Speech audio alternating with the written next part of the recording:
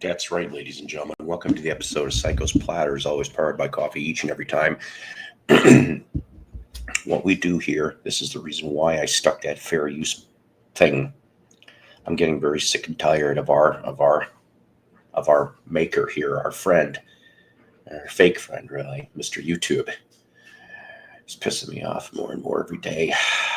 Keep it up. I'll go to Rumble. Anyways, Mr. Farley is here. That's right. He's first, as opposed to Mr. Furley, which of course he lives in the apartments with Jack, and above him is Jack and Chrissy and Janet. Hey, Paul, I'm leaving work now, but I'd love to join you in about 45 minutes to an hour. That'd be perfectly fine.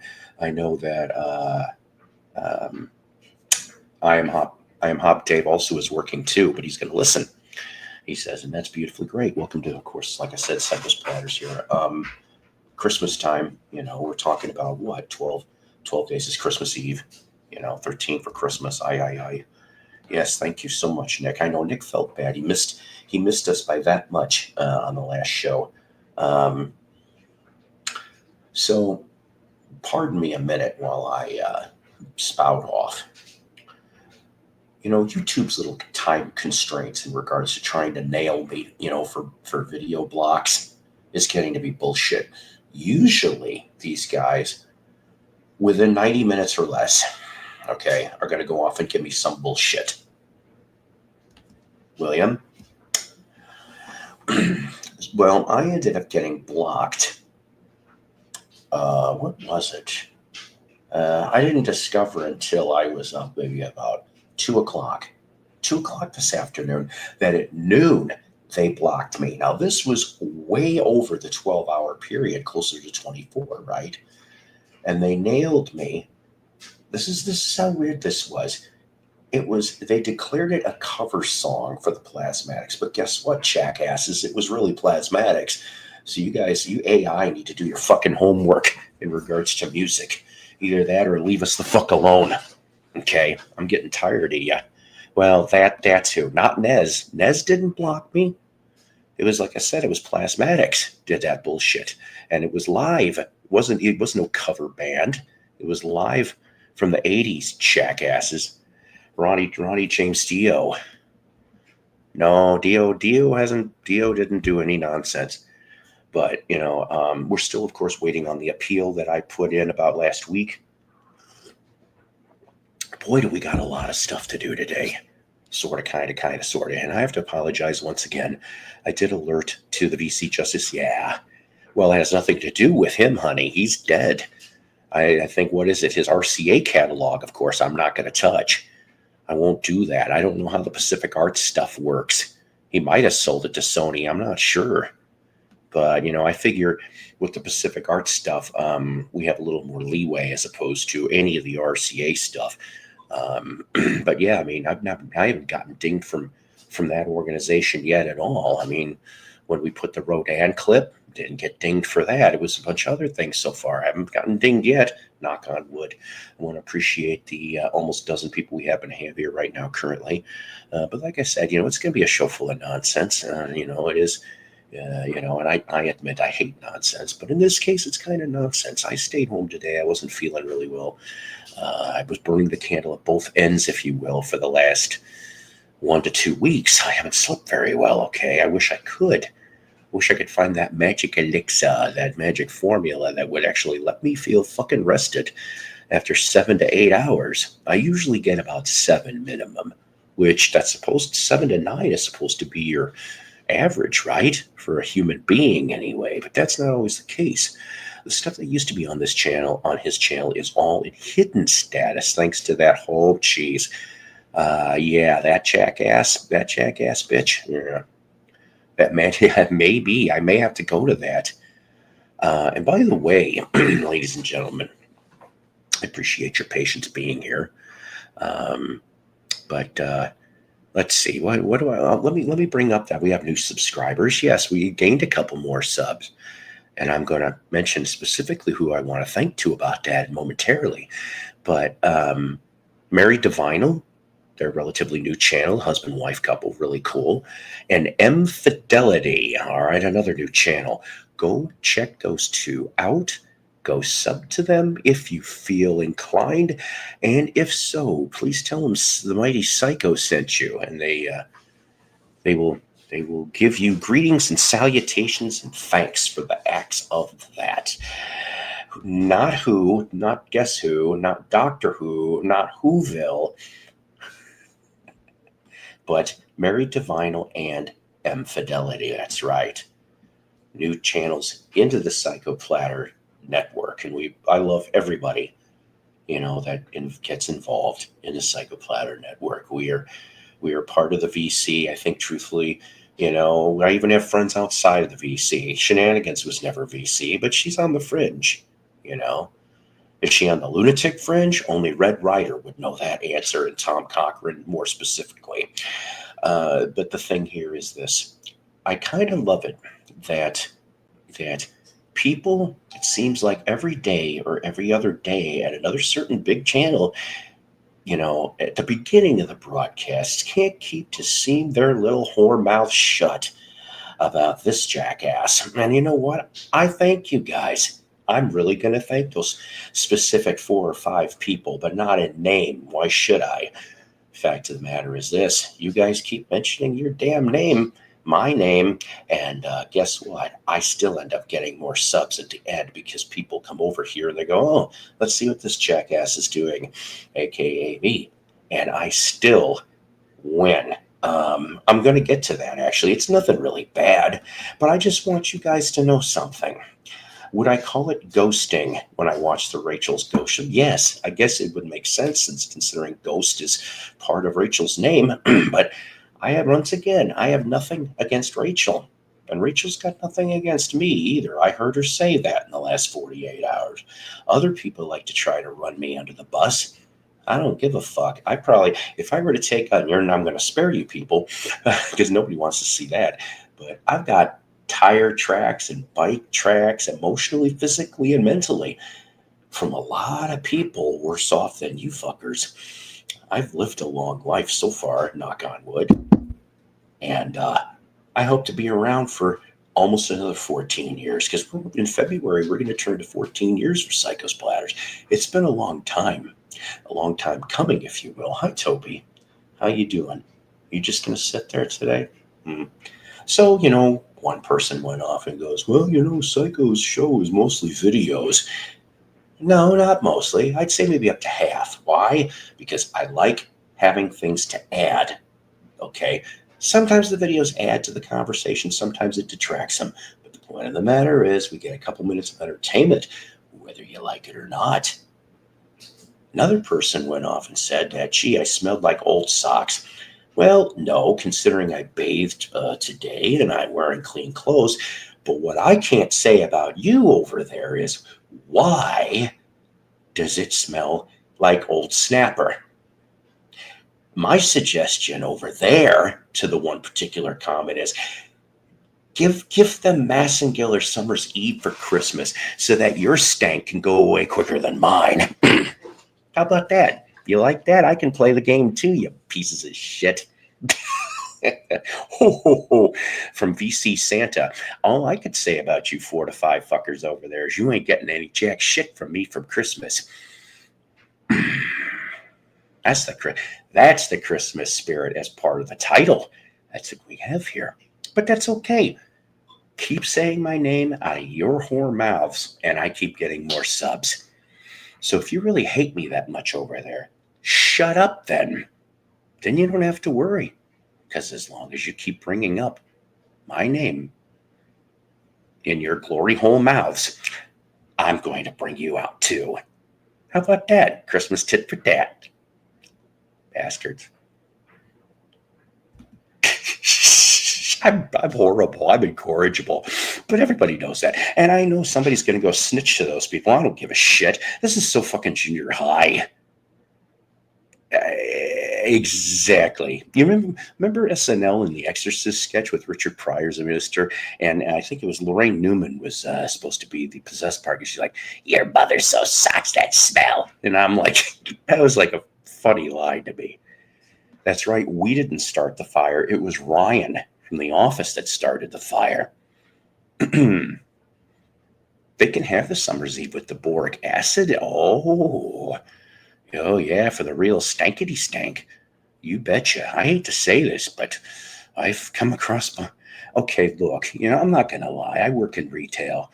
I would truthfully tell you people, and I said you people, that 20% of my customers either smell, they either smell like shit, cat piss, or that I'm sorry that you've been on the rag for several weeks. I am so sick of it. And some of the people, I'd say about 10 to 15% of that 20%, of course, they smoke weed before they come into the store. So you've got that combination stank. It's like the skunk weed is trying to cover the true stank, and it makes it worse. It amplifies it. I wish I was allowed to have a spray can of Febreze that I could aim at certain people. I know, but that's ultimate customer service. You're welcome, and I helped you. I helped you stink less for a couple minutes while you were interacting with me. I'm like this at work, by the way, too. Thought I'd tell you. You're at the Paradise Production Studio today. That's great. Tito, rest in peace. Hey, team. We're the VC Justice League and the island of VC Misfit Toys. Oh, dear God. Is this in Hobby Lobby at Wally World? No, I'm trying to get into the HL, and hopefully maybe after the holidays I'll get there. Maybe I won't be as I mean, let's face it. I've been in Hobby Lobby a handful of times. They got better clientele. Oh, yes. I don't recall anybody stanking in the Hobby Lobby the handful of times I've been there.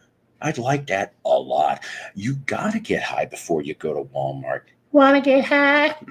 Hello, Paul Elvin. How are you? I'm glad that you're not the greeter at the door at Wally World. Me too. But they stopped. See, if I was the greeter at Wally World, I probably would actually be a lot more pleasant, because the greeters only have to go, and they're not in front of the people, by the way. At least, when we had greeters, sometimes they show up, I guess, in the holidays and some crap, but they're a couple feet away from you, from the entrances and exits, and they're like, have a nice day. Unless there's something suspicious, then they'll check the receipts. But I'd be all right as a door greeter. It's just when the people are in my lane and I have to deal with the stink. Saying that, though, just like your hugs, I miss that, but that's all. Do I give stinky hugs? I don't hope not. You know what? I'm on there. I am actually on there. But the funny part about it is my friend Sick Rick, okay, who I haven't talked to in a while, he thought he was being funny when he put me on there. It backfired on him because I met a do you people remember Predator Hunter?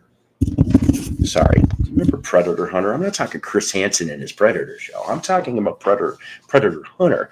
I think the guy's name was Fred. He happened to be in the damn store one day, because we used to, before COVID nonsense, we used to have a big FLW expo for you fishermen out there, fishing and hunting. And I met a handful of these people, a lot of cool people, by the way. I even met the guy that he was the creator of Ranger boats. I mean, he was neat. I also met a fishing legend, which to me I think is funny. I mean, it's one thing when you're I don't want to knock the fisherman, because I used to love to fish, but there's a lot of luck involved in fishing. More than, I mean, there's skill, but I'm like, I don't know, whatever. I don't know what the fuck I'm saying. But the point of the matter is, though, is my buddy thought he was going to be funny. I think he was trying to constitute me hanging with a predator. See where I'm going on that? And it backfired on him, because some people went off and said, well, why the hell is this guy up here with Predator Hunter? This is not anything odd. And I typed in, you're right. Somewhere years ago, I put that. I'm like, you're right. I was going to say I'd be shocked if you encountered any. Yeah. I think the craft store people are a completely different thingamajig. She's going on Friday night. I'll tell you that right now. And she'll probably tell you, too, if she has time to come up here. And remember, we are the Triple DL. Tomorrow. Da, da, da, da, da, da. Of course I give hugs. You've had some. I you know what? I am a hug kind of guy. I've received probably thousands of hugs over the years, and some of them were mouth hugs. Those are the best. Now, not Chris. That's what I'm saying, though. Okay, Chris, you're right. Chris Hansen's got the TV show, but I'm saying that there was some hunting channel or sportsman channel, and the guy used to be seen on cable. He had his own damn cable show, and the name of the guy was Fred, and I can't remember the rest of the fucking name. Not vinyl gorilla Fred. I'm talking about, geez, everybody's a predator hunter. If you're not, we can't be. Why can't we be friends? I have my phone set up wherever you want to share the link. Vag. The craft store people are generally the gentrified, have more money than they are a crowd. So, and you're right, okay? Although the last time I was at Hobby Lobby, my God, and I'll admit it was a Saturday around noon. That was insane over there. The lines, even with all the registers, the lines were ridiculous. I know, right? I mean, I wouldn't have known any damn thing about it if it wasn't for Rick going off and mentioning it to me. But here's the funny part. Um, Rick, Rick can be a good guy, but I've talked about Rick once or twice before. You don't want to see what he gives out for Christmas and New Year's cards. He gets naked and goes off and he goes under a Christmas tree. Yeah, he does. And then the New Year's one, he wears a diaper, and it's just, he's my age. He's younger than me. It's disturbing. You don't want to see it. Well, of course it's near the holiday. Yeah, I know. Everybody's got to get their craft on. Craft on the crafter. If it helps, those 3 or 4 in the RG chat buck the shit out of me. It's so easy to be an avatar. I know, because they're pussies. If you're going to be on any forum, okay, now Shannon, I'm guessing, maybe doesn't know how to do that yet, or maybe she doesn't have a great avatar yet, but Shannon will. She's one of the exceptions. Elvin is kind of an exception too. I've dealt with Elvin. It's the most wonderful time or something. That's right. But I'll tell you this. I like doing videos. I like showing videos. I like all that shit. That's part of my show. Now, maybe the videos have gotten in the way, maybe for some of the music discussion. Well, you know what? I never said that Psycho's Platters was 100% music. I've said that 100%, 100%. I said that it's about music, discussion of music, pop culture, and all kinds of other shit, whatever we talk about. So, yeah, it's not always going to be about the music. We just try to have fun. And that's the thing I can say about our channel. And I also could say this one here, I thank her immensely, publicly, privately, for what the hell she does for this show and for every other show she touches. I guess you could, some of you people, yeah, I said you people, thinks that she is King Midas in reverse. That everything she touches turns to shit. I disagree on that. I think, out of all honesty, that any show that she's on is an improvement. Aww. And some people lost out on that shit. And guess what? Too bad. And those same people are trying to rewrite the narrative now. They are trying to rewrite it. Even on the private side still, that I still have access to, saying things like, somebody asked, will she be coming back? And she claimed that, she said that she could never come back, that it'll never work. I never said those words. I know you didn't say that. Yeah. I actually said I would come back in a heartbeat if offered to. Yeah. So, see, here's the thing. I never said, okay, I never said I'm leaving for it. That's too fucking dramatic. I'm sick of people that do that. Okay. No, sure. And I'm just like, but the thing is, like I said, it's been more, I won't go on if it's about, and this is, like I said, this is her show, her monkey, her circus. And I think I said word for word that as well. You did. That's that I like that. Nice mug. And I like that. Oh, and boy, do we have things to show today. It arrived a day early. It got here yesterday. I know. I only opened the box. I didn't open anything. So the thing is, is that if it's about genealogy, if it's about politics, if it's about religion, I'm not going to go on. Okay. People watch. I get that. Okay. What was it? I've watched the last week. I've watched him like Jen. I've watched him double time because I don't Yeah. want to waste all my time on all these reruns. But like I said, that's how I found out that my name is still in their whore mouths for some of them. It's mine. That's fine. Keep going because we're going to get It's the free. subs. Free PR. We're going to get the subs. And by the way, okay, other than I should say to remember this before I forget, okay? I can't, when the hell did we do our last show? Tuesday, right? So, so other than, checking out Mary Divinal and M Fidelity out there for the new channels in the Psycho Universe. So I am Hop Frog. Mr. David is 2 subs away, 2 from 1,000. Now, come on, guys. Wow. Just 2 of you people.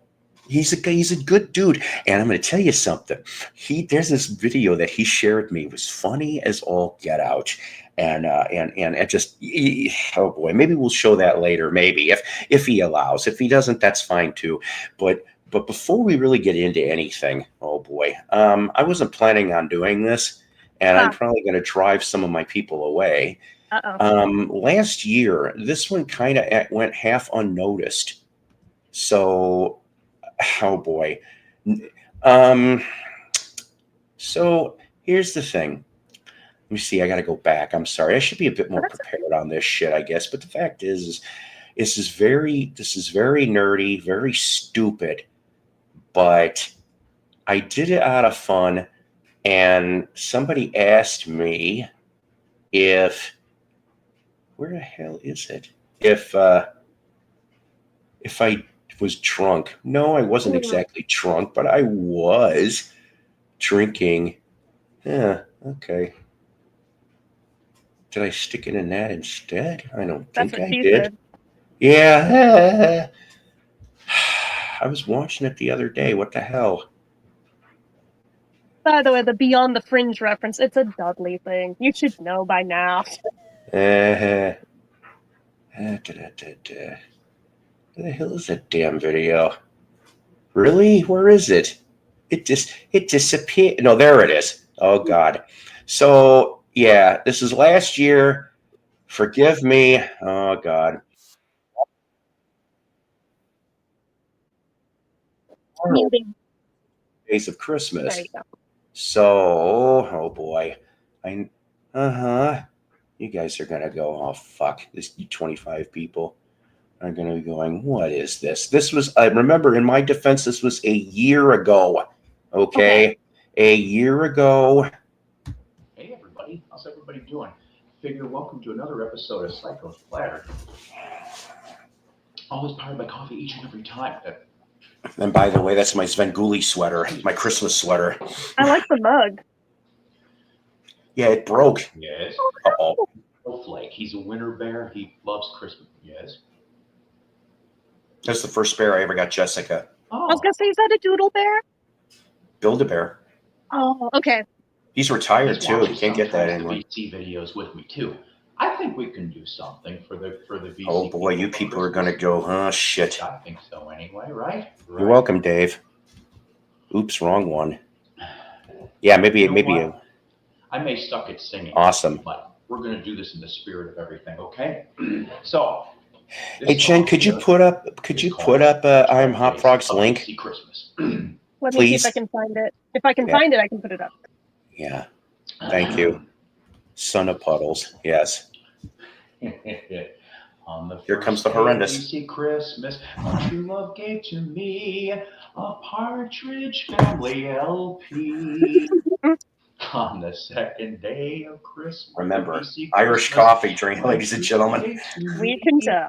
2 Hall & Oates and a Partridge Family. Oh boy.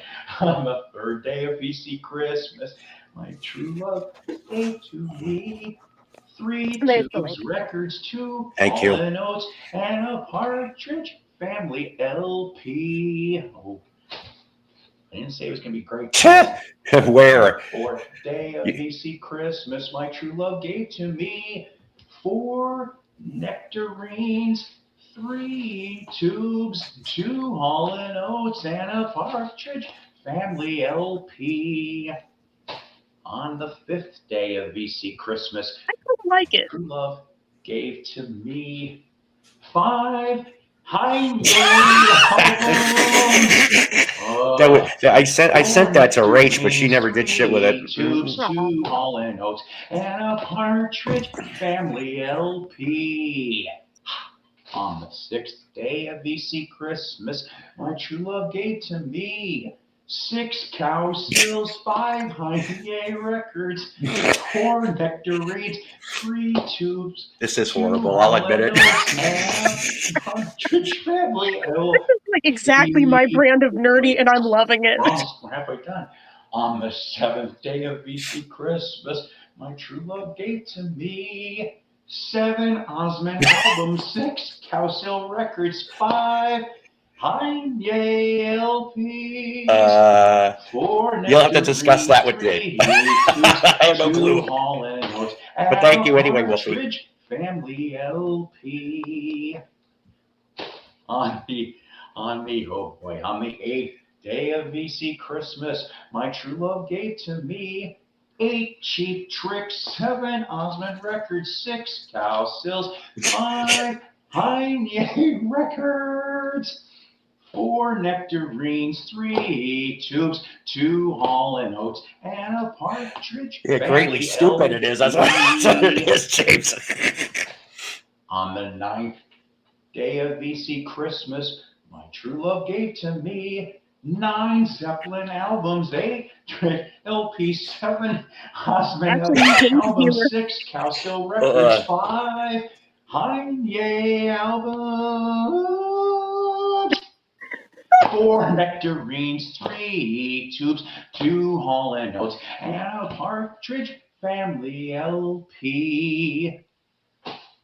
On the 10th day of VC Christmas, my true love gave to me, this one's going to be good, 10 Monkeys albums, 9 Zepp records, 8 Trick LPs, 7 Osmond, 6 Cowsill records, 5 Heine albums, 4 nectarines, 3 tubes, 2 Hall and Oates, and a Partridge Family LP. Almost done, kids, almost done. On the 11th day of VC Christmas, my true love gave to me 11 Nielsen LPs, 10 Monkeys records, 9 Zeppelin albums, 8 Trick discs, 7 Osmond records, 6 Oh, God. 6 Cowsills, I don't know how many I had. Heine albums, 4 nectarines, 3 tube records, 2 Hall and Oates, and a Literally, Family LP. On the 12th day of VC Christmas, my true love gave to me 12 Beatles records, 11 Nielsen albums, 10 Monkeys, 9 Zepp discs, 8 Trick discs, 7 Osmond records, 6 Cowsills vinyl, 5 Heine albums. That'd be torture.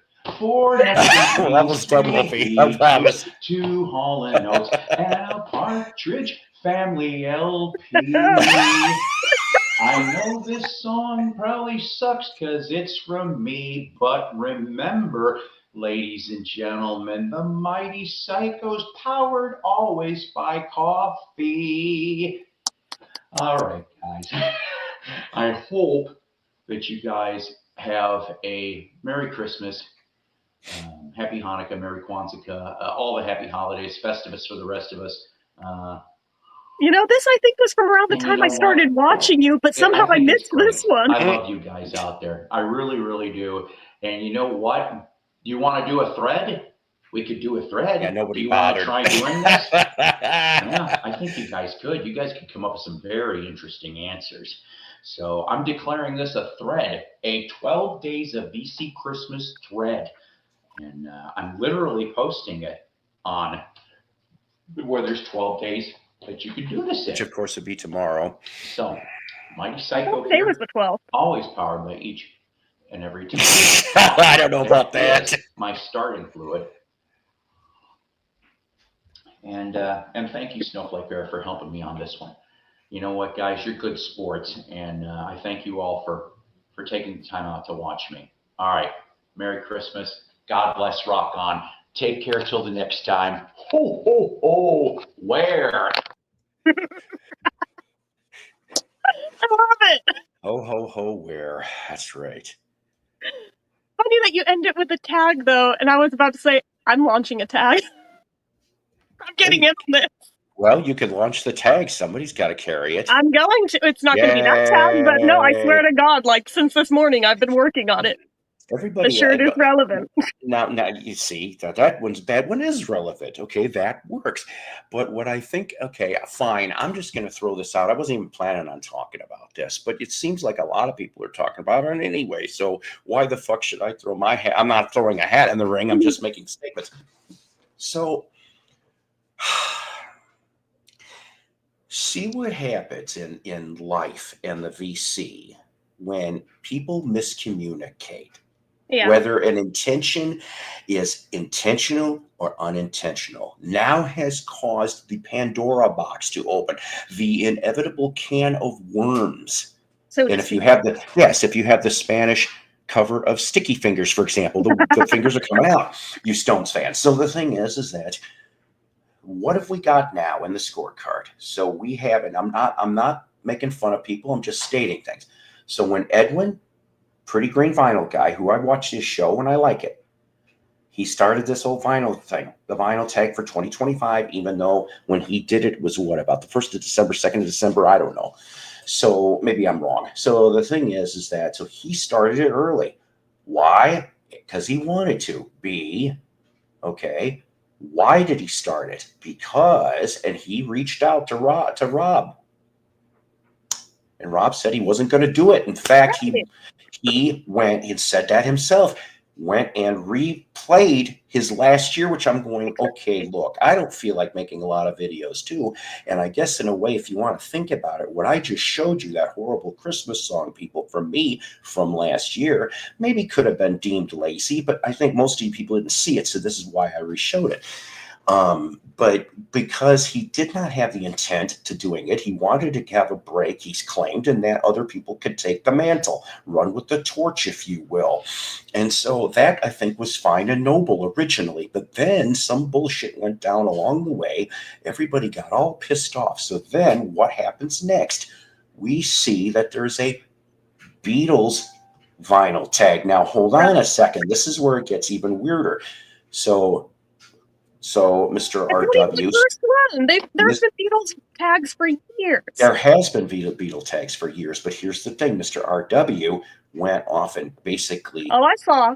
Yes, and he went off and basically, I don't want to, he basically was to RG, and I'm going, hold on a minute. Last year, it was RG that did the Beatles tag. Now, I'm sorry. Before last year, I didn't know if there was a Beatle vinyl tag before 2023. Well, I didn't know. I think I did that in like 2015. So. No, I didn't know, though. So RG was the big one. Maybe May. I wonder if Mayo did it. All of a sudden in the VC are pouncing on tag videos. I was like, I thought tag videos were pretty dead, actually. Well, guess what? They are. They're back now. But they're back now. That's like, fuck it. I'm doing them. But here's the thing. I am not dissing the people. I want to stress this. I am not dissing the people that are doing the tag videos, because Psycho has learned something over the last 2 weeks, if you will. And maybe you people should too. I said you people. There's a lot of new channels coming in now. And I have reached out to these people, and some of them have reached back. Those two I just told you for new subs were two people that just did the vinyl tag video, okay? I wouldn't have known of their existence if it wasn't for the vinyl tag video. Now, I've had people go off and ask me if I was going to do one of these things or not. Here's my answer for the moment. No, until after January 1st. Okay. Because I'm just believing in the true spirit of this. There's nothing wrong with doing early videos.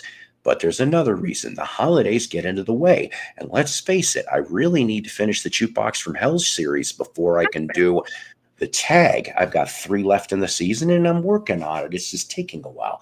So yes, and that's right. And the digital gramophone made the Sad Bastard vinyl tag, which I've actually discovered new channels for the Sad Bastard vinyl tag and reached out to some of them, and I've also gotten responses from them. So I mean, I'm not knocking.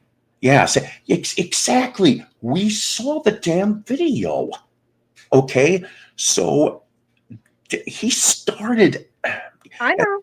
I don't give a shit what RW thinks because he don't seem to care for me anyway, and I don't Right. care. Exactly. But he started part of this nonsense. He started part of it. If he should have just stuck to his word. Everyone makes mistakes, okay? Jesus, how many I've made in my life, and Right. especially on here. But especially at Christmas video you guys just saw. But the thing is, hi Piper. So the thing is that it's one thing if you're just like, okay, I'm not going to do it past the George. It's another thing when you get your panties in a twist. So, yeah. So who's going? Oh God, the monkey. No, last year I did the monkey vinyl That tag. one's already, it exists.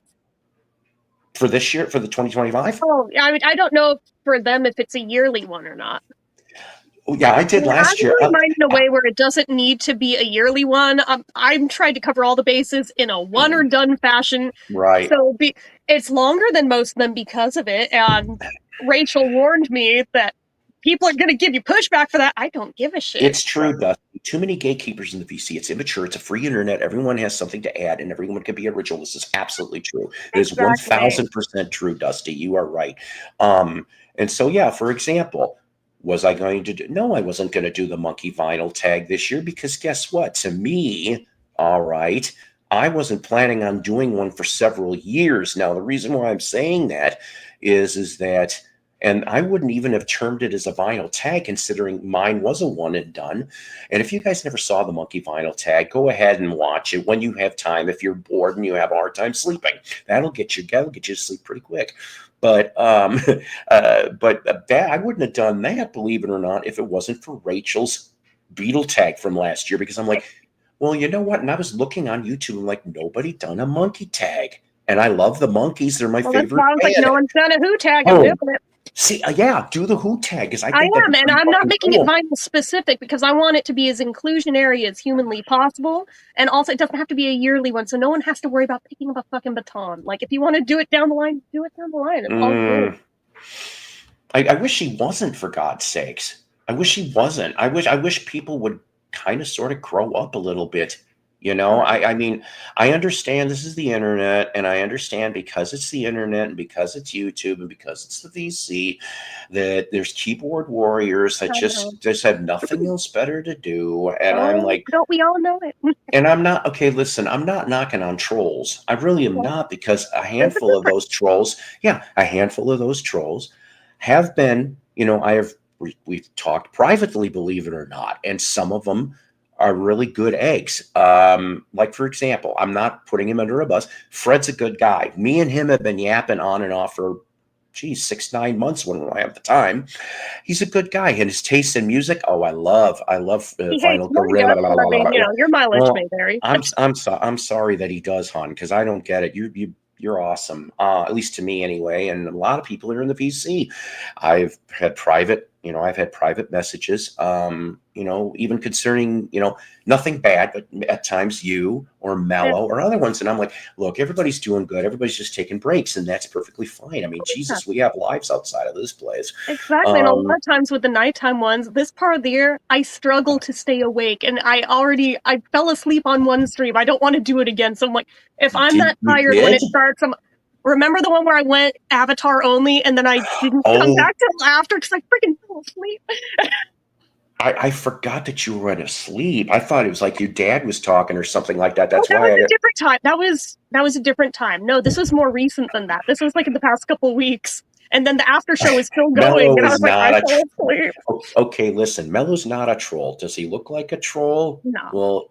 Well, because of the beard. I'm a troll. I got a beard, but his beard's longer than mine, so I don't know.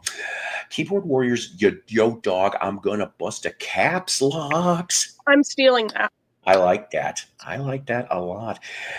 Doug, ladies and gentlemen, please get your video camera. Doug, please, we need to see you up on here. His knowledge of vinyl is crazy.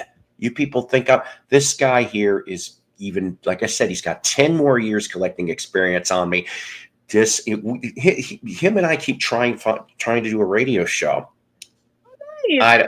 Well, no, we've been trying for a few years now. We Oh. had Nibbles in Minnesota, Okay. Illinois, Georgia. There was an internet-only station, and so Okay.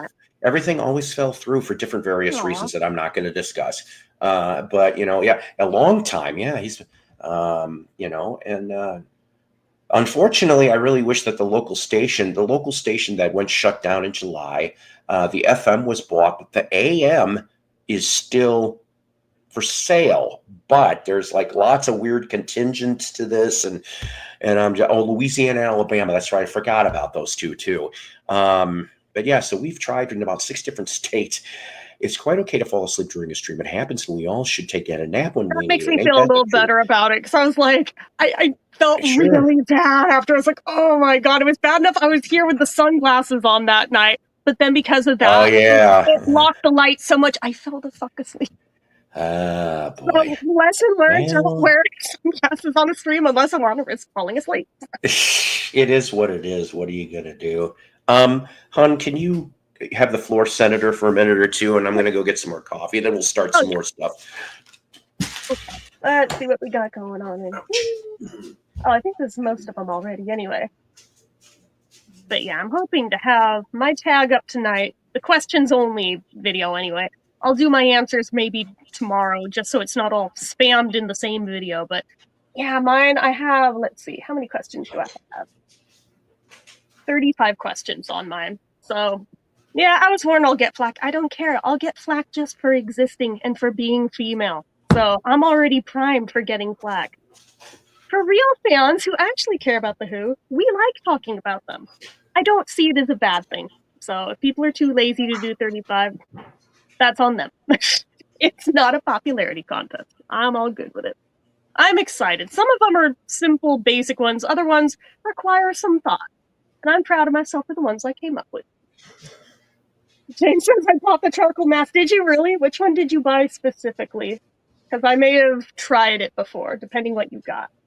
And I can tell you if it was good or not. Honestly, oh well, I missed that. Yeah, well, like I said, I went avatar only mode, and I was just gonna lay down for like 5 minutes because I needed just like to rest my eyes. Big mistake. That's always my fatal flaw. If I lay down, it's all over. Oh, dang it, so... It happens. I had it happen elsewhere before, too, where I literally nodded off on cam. I had it happen on my own channel before streaming. So, it happens. It was embarrassing, but at the same time, I'm like, well, there's worse things that could have happened. It wasn't as bad as the time I got really stoned, went avatar only, decided to just go take a fucking walk, and like 45 minutes later was like, oh yeah, I'm on a stream. Oops. Came back. That happened once too.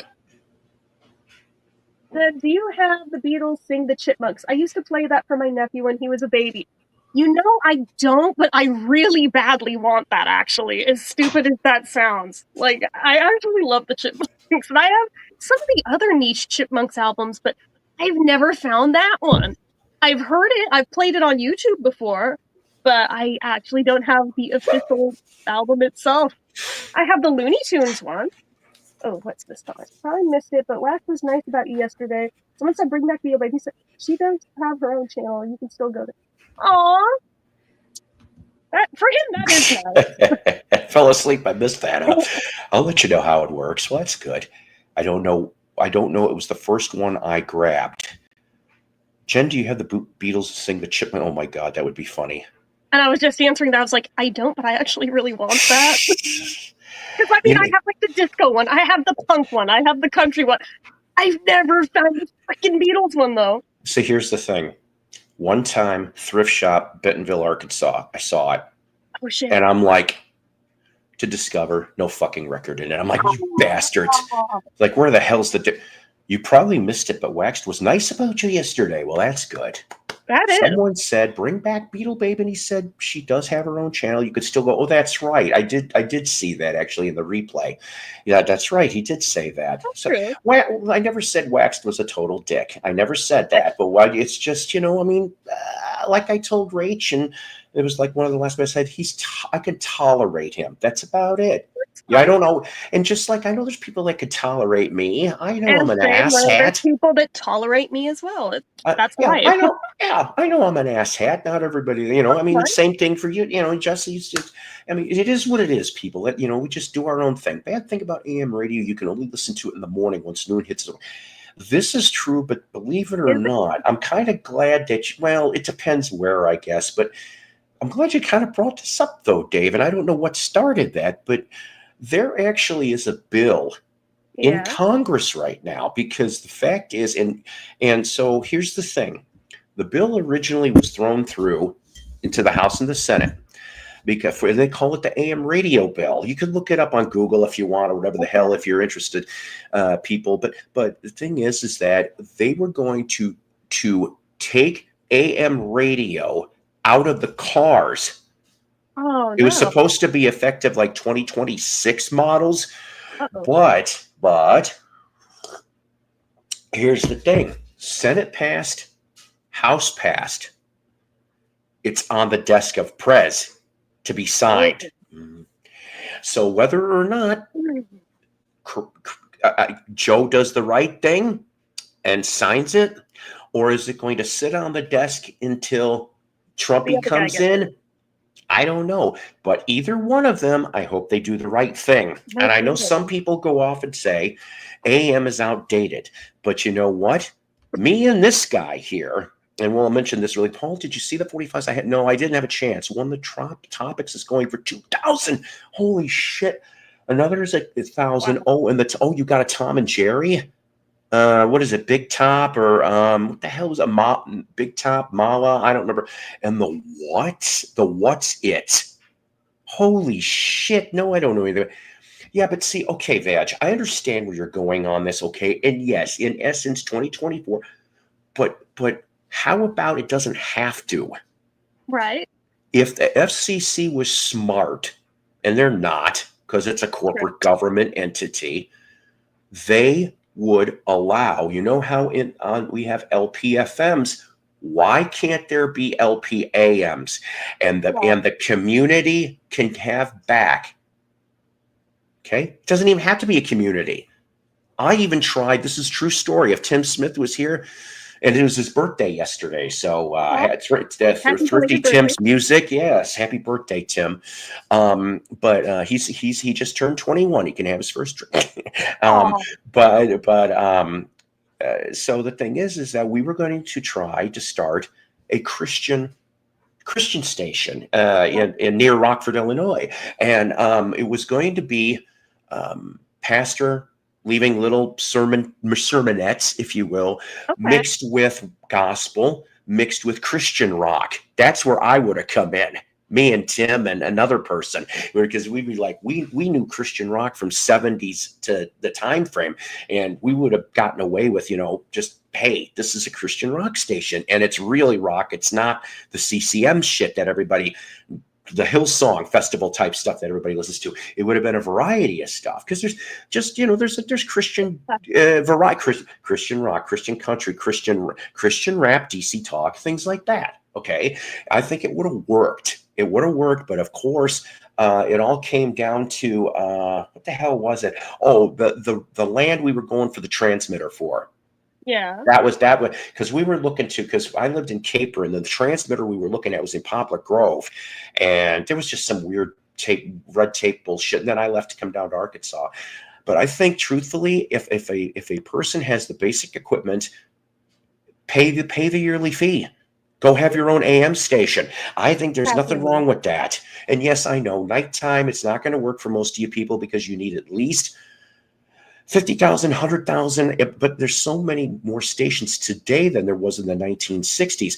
People went off and mentioned, I've seen many comments about, for example, WLS AM radio at night. 2/3 of the country could have heard it. when the sun went down. Okay. It's not like that anymore. Coast to Coast AM with Art Bell. I loved that damn show. No, I don't think it's over for AM radio. It just needs to change a little bit. That's all. It does play better music than FM. Doug could tell you about the easy listening station that I don't know if it's still true, that if you waited till midnight and you went to a certain part of town, you could pick up an easy listening station in Tijuana, Mexico. Yeah. Yeah. And it'd be like every 2 or 3 something, you'd be Tony Bennett, Perry Como, and then, and I'm like, that was the one time I heard him, like, what? Randy Stone. See, my favorite Christian artists, okay, as far as for solo artist people, Larry Norman, Phil Keaggy, Steve Taylor. I do like, if I want to go instrumental wise, yes, Phil Keaggy and John Michael Talbot. Yeah, I'm an old schooler. And as far as for Christian groups are concerned, Petra's king to me in my heart. Servant was good. Yeah, Petra, Servant, Res Band, DeGarmo and Key, that kind of stuff. I do love all that stuff. I know I'm forgetting a bunch, but then there was some bands that dabbled in Christianity. Kansas for 2 albums they did. Bob Dylan for his Christian trilogy before he flipped back. You know, you still had, and U2, the first couple albums, for God's sakes. It was Christian rock.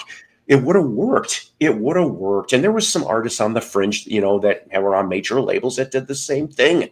Sean, how you doing? See, exactly. You see, Creed, I do, that was, a lot of these bands would go off and go, oh, well, we're not entitled. They say that because they don't want to get pigeonholed. Right. And I can understand that. Yeah. But Creed, you betcha. Even if Scott Stapp had the problems and shit, he went through rehab. If you're a big band like that, oh God, what was it? That South Park episode, Finger Bang. Yeah. And I'm going, oh my! I remember, I spit out my coffee when I heard that. I'm like, I get what you're doing here. I understand it. People got offended. I'm like, no, you don't understand. No, You're hilarious. not looking at this. You're not looking at this in the right perspective.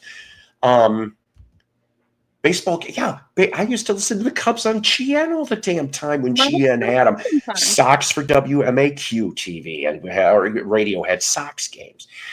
Havana, Cuba. I'm sorry. That's what we used to talk about. God, why did I think Tijuana, Mexico? Havana, Cuba? Shit.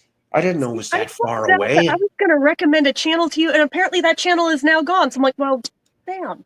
Wolfie Baby. Channel. What was Wolfie? No, Wolfie Baby is telling me something here. You're glossing over the political motivation to wipe out AM radio. What's it? Wolfie, I'm ignorant. Can you in about 2 or 3 sentences, can you put in 2 or 3 sentences what I'm missing here? Because I am missing something, obviously. I don't know. The point of the matter is, because they're conservative voices largely, and the Dems want them gone? I didn't think about that. There is a lot of... This is just me guessing. I could be wrong. When Rush was alive, Glenn Beck, Michael Savage. My grandma used to listen to all of these. Yeah. Yeah. And I'm like, if that's the case, Wolfie, then I can understand what you're saying here. But if it's something else, please let me know, because I'm an idiot. Okay. On and off I did. Final Dreamscape. Sean's got an Instagram. I have an Instagram channel too, but I haven't been on it in so long. You're going to find some dumb short videos is what you're going to find if you go there. I have a couple of stuff. It's fun. Oh, Sixpence None the Richer. So kiss me. That was their big one. Yep. I think they had another one, didn't they? They had 2. No That SCC. explains how that song made it into a Hallmark movie this year. I didn't realize they were a Christian band, actually. Yeah. What did Sixpence? Wait a minute? Did Sixpence do a cover of "There She Goes" that the Laws did originally? Maybe that's why they. There she goes. I think so. It's all about the money. The industry's trying to eliminate competition by doing away with AM. See, and I'm sorry. I don't want it to go. Wow. Okay. Thank you. I don't want AM to go away. I know I'm an old fart. I don't want it to go away. Let it go to the people, and make it reasonably priced. If you've got the equipment, I don't know how you could prove that, but it's like, if you got the damn equipment, as long as you're not, and I know you guys are going to go censorship, not really. what I'm saying is that if you're going to have a radio station, I always say educate or entertain or both. Okay. Make something not only of yourself for this radio station, but that the people will go, I never thought of that. That people can learn something every day. Russia's ratings were I remember. they were through the roof. It was crazy. I did listen to Rush, but I will say this. I don't. off. Here's one that we do love here. He's in the UK. It's this guy. Hey. How you doing? Oh, he's got teeth. I love it. Hang on a second. We got Dr. Teeth here. We got in your electric man. Yeah, We got to see him. come Up close. out. Look at that. Look how good that looks. Wow, I'm envious of you now. I've still got the gap. I've still got the gap that I've always had, but at least that's okay though. That's the Letterman gap. It's really weird eating. It's really weird eating and having like opposing teeth to actually do stuff. I remember when I had those two replaced and suddenly was like, oh yeah, I forgot what this feels like, not having a big hole there.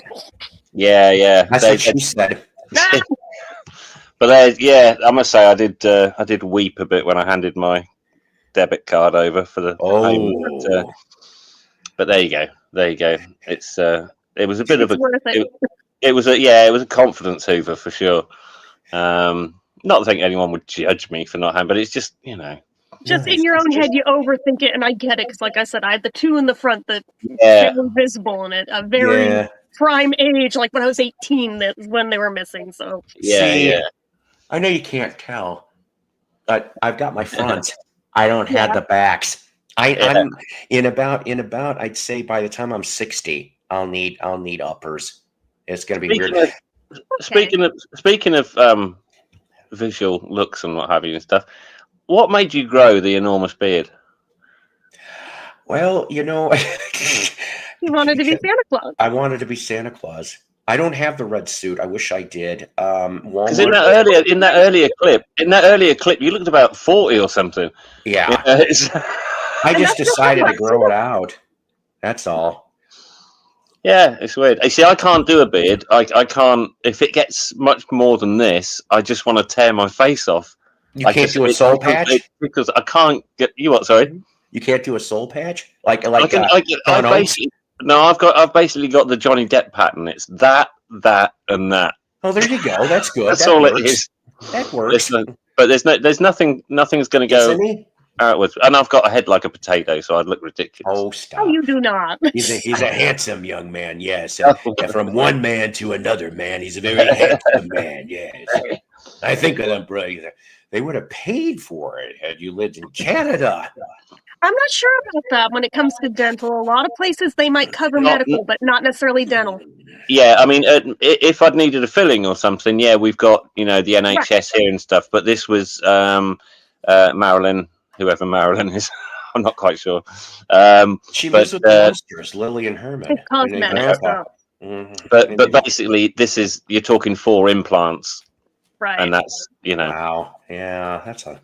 They're not going to pay for they wouldn't pay for whitening either. It's I'm absolutely aware that it's it's a luxury or it's a treat or whatever you want to call it. But it's like it didn't have to be done.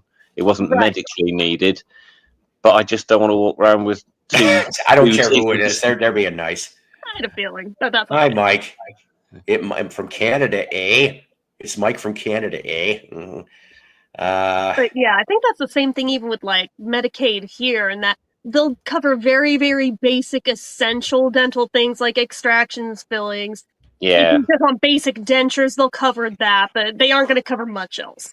And I've been really, I've if you look on, if you and Paul look on my Facebook and stuff, you look at the pictures of what I've done this year, the majority of them, no matter how happy I am, is me going, I get that.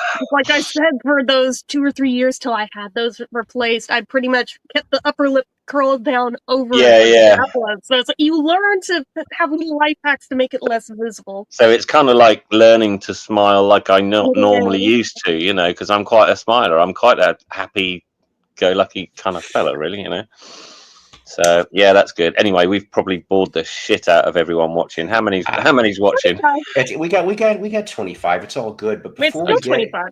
yes, before we get any further, I'll show you one of the things that I ended up getting. We'll save the other one for a little bit from now. Also, another chapter of Disaster Piece Theater. We'll touch on that as well and touch on Gail Zappa, not literally but figuratively. So I did end up getting, courtesy of Y&T Music. No, not the Summertime Girl people, but it is the niche label, the Vogue label, not of the Vogues, but of a new Ivy anthology that just came out. I got this yesterday, courtesy of Mr. or Ms. Amazon. I know, right? I love the Ivies. Eventually, I'll find an original UK of Maybe Tomorrow, the LP, and the 45. Now, here's your front, here's your back. This here is 19 tracks. Okay, they're all demos. All right, from 1967 to 69, because in late 69 they flipped to Badfinger, of course, Come and Get It, the Magic Christian Music LP, and then Joey Milan comes in. Continued prayers for Joey, please. He's still doing the semi-comatose state in the hospital. I hope he gets better. But I'm going to show you a picture here, left to right. Dave Jenkins, although he's called himself DAI, so what would that be? Die Jenkins? I don't know. Or Die, maybe? Ron Griffiths, Mike Gibbons, and Pete Ham. So back when the Magic Christian Music album came out, Ron Griffiths was still a member of the band before Joey came in. But that's what you're looking at. And I think I just picked up Magic Christian. A nice, wait a minute, let's say that. A nice bunch of boys. I finally upgraded to Blu-ray for Magic Christian. See, now look at that now. Perfect timing. That came yesterday. That's right. Come and get it. And so, so just different, all kinds of fun things. Look at him. I'm telling you, what a face of tragedy. No offense. Yeah. Thanks a bunch, Stan Polly, you asshole. And then, of course, Mr. Gibbons and a few other ones. And this came out. I can't wait to listen to it. And all courtesy of Y&T Music. Go on their website or just go to Amazon. Is it going to be released on vinyl? Probably not. But coming soon will be, because we got it on pre-order, the Head First Badfinger 50th Anniversary LP, which, of course, was 50 years ago. The 10th of December was the last recording session for that. Very cool. Mm-hmm. So we have our let's see, hang on a minute. Smash that like button, please, and thank you. I would like that.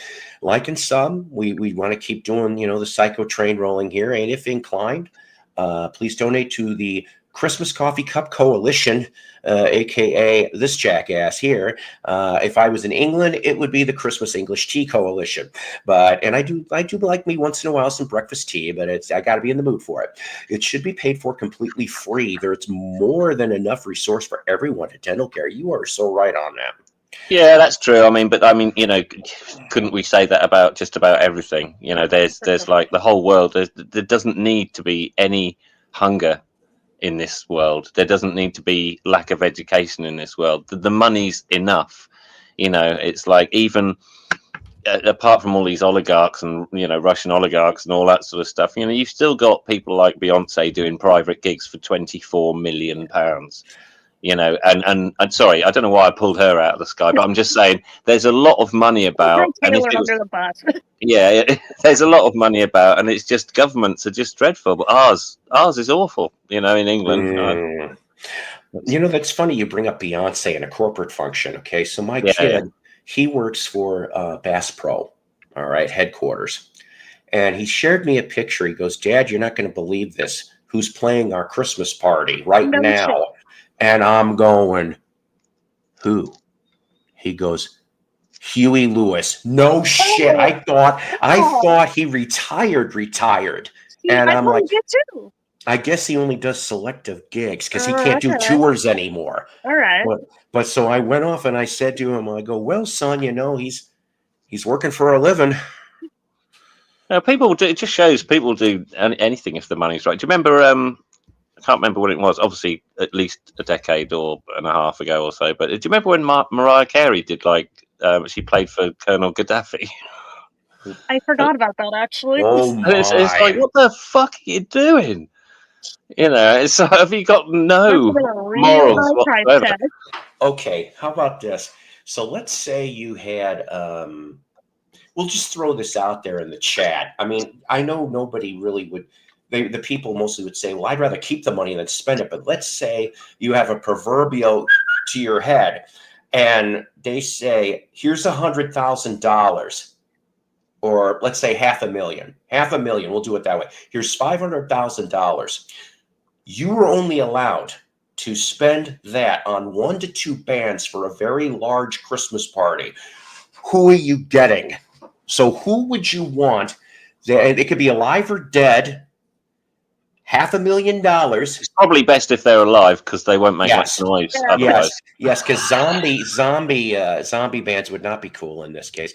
Yes, For he that does price have a tag, I heart know of who rock and goes roll. for that price tag, and I'm going to say Ringo. See, there you go. The truth, and he did a corporate gig, I think, in the last month. The That's truth why about I know that what his is, price tag is. how much is it? Is it 500? Yeah, that's what I was like. Actually, it's $500,000. Holy But shit! Ringo, you want it for a it price is. tag? That's what it is. There you go. Do you know what though? I think I've probably got a unique experience in terms of maybe you guys, and that in that I was lucky enough, really lucky, to be asked to curate a festival. You know, and like it was a music and literary festival, and this guy got hold of me and he said, can you organize the acts? Can you find the acts? You know, I don't really know how to go about it. So I went to William Morris Agency, which has got a lot of those, but also I got my own address book out. And so for me, you know, I managed to book people I wanted to see on the stage. It was really, really cool. But yeah, if I could choose, you know, like anyone I wanted, sort of thing, I'd probably The Darkness and Amel and the Sniffers, I think. There you go. That'd be a great night, wouldn't it? That's so I up. think so. I would have dug that. Yeah, that'd be well cool. What was it? I think Amel and the Sniffers are on the bill for the next Coachella. I think I saw their name on there. Yeah, they're playing Finsbury Park, and I'm just so pleased because when I first hooked onto them, we've all had it in whether it's in the chat or on here, but you get that little fuzzy feeling where you discover a band that then gets enormous, and you think, Yeah. I was there at the beginning. I was there at the beginning of The Cure, for instance, as you know. Yeah. But it's like Amel and Sniffers. I just remember seeing a clip on YouTube of them playing some pub in Melbourne, and it's like there was loads of crowd invasions and that, and the poor guitarist was trying to sort his pedals out because people were stamping all over, and they had no roadies, no nothing. And it was like, it was a gig from like 3 days before, and I thought, I've got to see this band. And then I sort of looked a little carefully and said, they're Australian, fuck, I'm never gonna see them. Do you know what I mean? It's like, an Australian band. And then I just kept looking for them, and I bought the first album when that came out, or it's an EP when the first one, and then the album came out and stuff. And I just thought, I'm just so pleased that someone, I think, that's just out, they just want to give you a good time, give you a bit of info on some songs, have a good laugh with other songs and that. But the energy that Amy Taylor and her fellas put out is just brilliant. I love it. But it was really nice to see a tiny little band blowing up the way they are now. Yeah, and they are a real band. They all lived together in the same house when they were starting. Obviously they've made some money now. They can, they can do all that sort of stuff. But they used to live in the same house together, for all the years that the band was forming and getting together. And I think that just doesn't happen very often now, does it? Not so much, no. They must be real tight for that. Yeah. Oh, absolutely. Yeah, they do. And you can tell it's like a real band. But yeah, it's funny. I just wonder, how long it will take before bands that form like that, where you meet real people in an actual situation, let's form a band, like at school or something like that, because now it's sort of like, I met so-and-so on the internet. Are you interested in being in a band? I don't know. That's how it seems to be anyway. I'm going to refill this real quick. I'll be back in just a Sure, minute. that's fine. Actually, Sean, I know I'm going to get dinged, but I'm going to play some of the song later about something that's one of my favorites from Roki. What a history. He's got an interesting documentary. I can't remember the damn title. Of course, Roki no longer with us. Very Is big. is that 13th floor elevator? Yep. Right. Yeah, but one of the Texas legendary bands. But yeah, see, everybody's showing up. So Mello is in the studio right now, he says. So that's cool. So speaking of studios, do you have another project you're working on that you can't tell us about, or what can you tell us? I do. One of the main things is because I had to put everything on hold for lots of reasons and that. But I want to get back in touch with Mark Anthony Kay because we wanted to do some stuff together. Some Gemini stuff. Yes. Yeah. And well, actually, I think we were talking about doing something that was like 50-50. Oh, I would call it. We'd call it we'd call it something else. It wouldn't be Project Gemini because I the guys engineering and mastering and melody lines and that. I just think everything he does is really, really good. I've got I buy the stuff. The only Project Gemini stuff I get for free is the stuff that I played on. But everything else I've bought with my own money because I like it. I'd like it anyway. So there's that, and then there's obviously Peaceful Cacophony, which is my which is the sort of duo I have with Denise.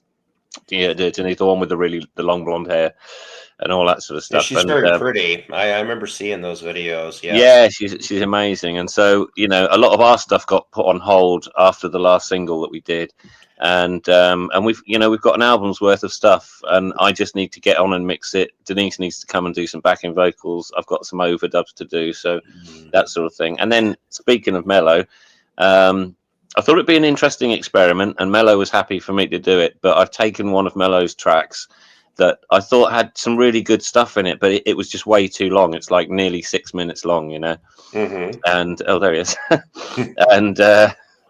and so I just said to him, look, if you don't mind me taking like a hatchet to it and what have you, can I have a crack at it? Because I think there's a good song in there. It's really fast and it's exciting and it's nice, all that sort of stuff. So although that's not a paid job, that's me just doing something nice for Mello because I thought it's a nice thing to do. And it's interesting as well. And he gave me sort of carte blanche to just do what you want. He's got his version. So it's taking a while to do because I really have pulled it to pieces. But I've obviously I've kept his vocal. I've kept most of his guitars. I've kept that sort of thing. It's still Mello's thing, but it really needed a remix and some production behind it. So I thought I'd give it a go. So in between all those other things, I'm piddling about with that. And he's cool with that. He's okay with that. He said, you are a busy man. Like. Ladies and gentlemen, we're even going more international. Now we have France. Hey! Hi, Stunty. Been a while, my good man. Good to see you. Well, you got a Frenchman in Sweden, so it's even more. Oh. And an English guy that lived in France. Well, England is kind of French. Sort of, yeah. Anyway, so. I lived in Paris for a while. Whereabouts in Paris? Rue de Faubourg. No, which is Saint-Denis. Saint-Denis. Saint-Denis. So it's Rue de Faubourg Saint-Antoine, Rue de Faubourg Saint-Denis, Rue de Faubourg Saint-Denis. I actually lived there as well. Were you living in the kind of semi traffic-less part of it, like Château d'Eau? Well, Rue de Faubourg. If you looked out of my bedroom window, I was looking out onto the tracks that go into Gare du Nord. Yeah. Okay. So, yeah. And like right in front of me, to the left was the Eiffel Tower in the distance, and then in front, far away, very far away. And then there was, and then not quite so far away, right in front is the Sacré-Cœur in the distance. So that's the thing. But I was in a French band called Baroque Bordello. I know them. Yeah, and we did some good stuff. We did some TV. We did Les Enfants du Rock on the same program as Serge Gainsbourg. Wow, you're that old. Yes, I'm 57. I'm 57. Yeah, this was 1984, 85. Wow, you were that young. Yeah, well, I'd been doing some stuff with The Cure, and Lowell Tolhurst from The Cure, he produced Baroque Bordello's single, and they wanted to add another member, and I said, yeah, I'll have a go. So I went over to Paris, and but yeah, it's really good. Met some really good French bands there. Le Calamite, I really liked. And back then, it was really cheap to live in Paris. Yeah, it was really nice. Well, I was lucky. It was paid for me for going over there, because Yeah. Baroque Bordello, they ended up on Polydor. I remember that. Like, I'm 10 years younger than you, so like Right. at the time, I was into music in the late 80s. I started I started to go to gigs in December 89. Oh wow! All right, I see. Right. So yeah, 89. So yeah, and I was already pretty young for that, like a bit way too young, like 12 years old. You're not allowed to go to venues normally, but like, if it's indie bands, like punk rock bands, it's like a badge of pride for most bands to allow the little kid to Yeah. No, I loved it though. I loved France. I really do. I'd like to. I've been thinking of, because I've been thinking about my retirement, as it were, and I think. Come on. And I think such a thing as a retirement for us bohemians. Exactly. Well, what I really want is I'd like to buy a place sort of in the middle of nowhere in the south of France, and that way. Don't do that mistake. Go on. Unless you really believe that climate change is not real, but like don't expose yourself to 60 Celsius degrees temperatures in the summer. Oh, really? Is it really that hot? Yeah, it's gonna be that like very soon. Wow. It was like 50 this past summer. Because I thought what I could do is, my idea is just to have somewhere where I can just play records really loud and go for walks and stuff like that. But I could also have a little studio that a lot of the English bands, might enjoy doing some demos in this studio in France and then going away. But I don't. By the time I do it, I won't need any money. But I might as well, if there's something I can set up that brings something in. But I'm kind of set up already. If you like. So I'm in Sweden. Hello, Jen. Hello. During COVID, Sweden had no how do you say it? Like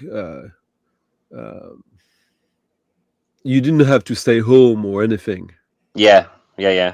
But you still had restrictions, like of course, like restaurants closed down, museums, theaters, and all that. Yeah. So as I live pretty remote, but still like only like 35 minutes away from the center of Stockholm. Right. Me and my mates, we built a nightclub on the island where I am, like a proper nightclub, like with lighting. It was small, like a capacity of 120 inside of it. But and we did that every other week, and there were like 300-400 people coming every week. It was completely madness. But Sweden has this weird thing, which is that like most of the nightlife is kind of controlled by two big companies, like like bullshit stuff, which means there's a shitload of like rave-like parties for all kinds of music, and we call them svart club, black clubs. Okay. And what happens is that because there's forests everywhere and water everywhere, like you just set up a sound system, and sometimes the police will come. But if they see that it's not too crazy, you're not like selling drugs and stuff like that, they're like, all right, they just stay, monitor it for a while, and then they go. So if you're not like stupid, you can pull off like some crazy shit. The festival I did last summer, like we booked 24 artists from all around the world, from Lebanon, from Greece, from Morocco, from Australia. We had no permit to do it, but what we did is everyone who bought a ticket had to join the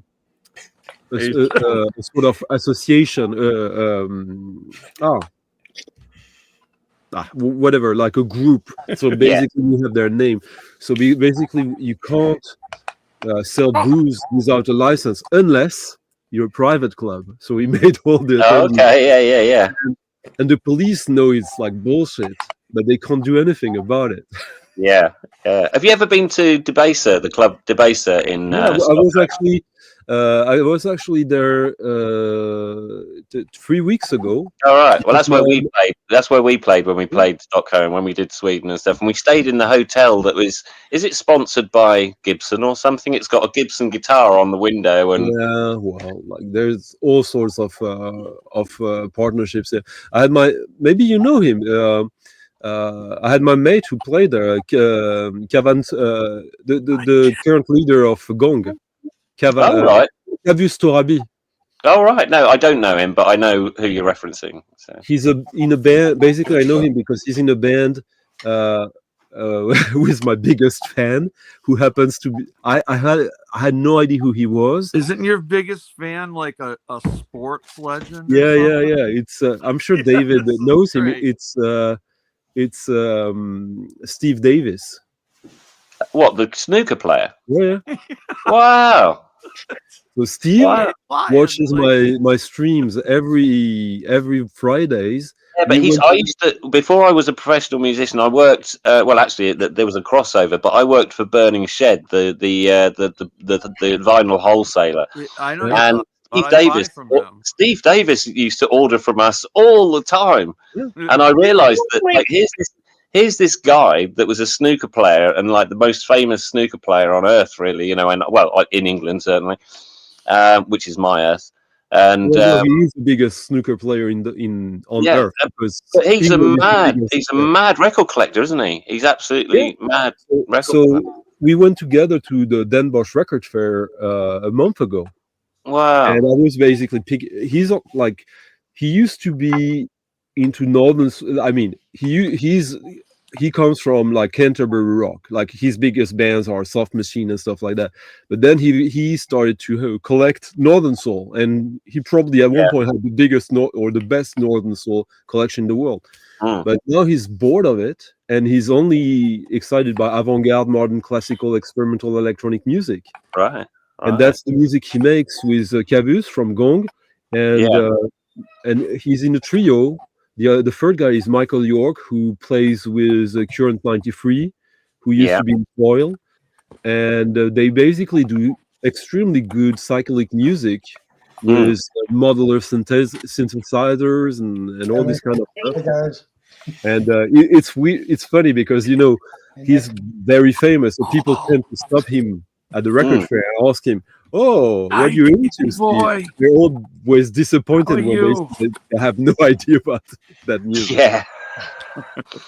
Oh, it's cool. See, this is what I'm talking about. This is like international, and it's like we're all very, very different people, but all these little connections winding through and all that sort of stuff.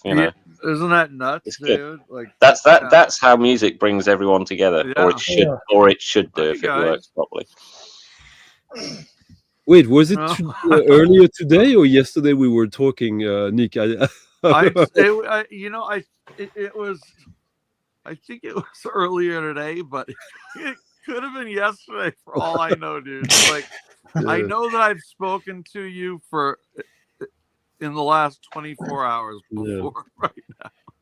Hey, Nick, are you able to like pop your volume up a tad? Hold on. Can't Paul control that too? Paul doesn't have control on that. Well, you can't control that, Paul. You just click on Nick's window, and in the settings you can actually level up his volume a little bit. Oh, okay.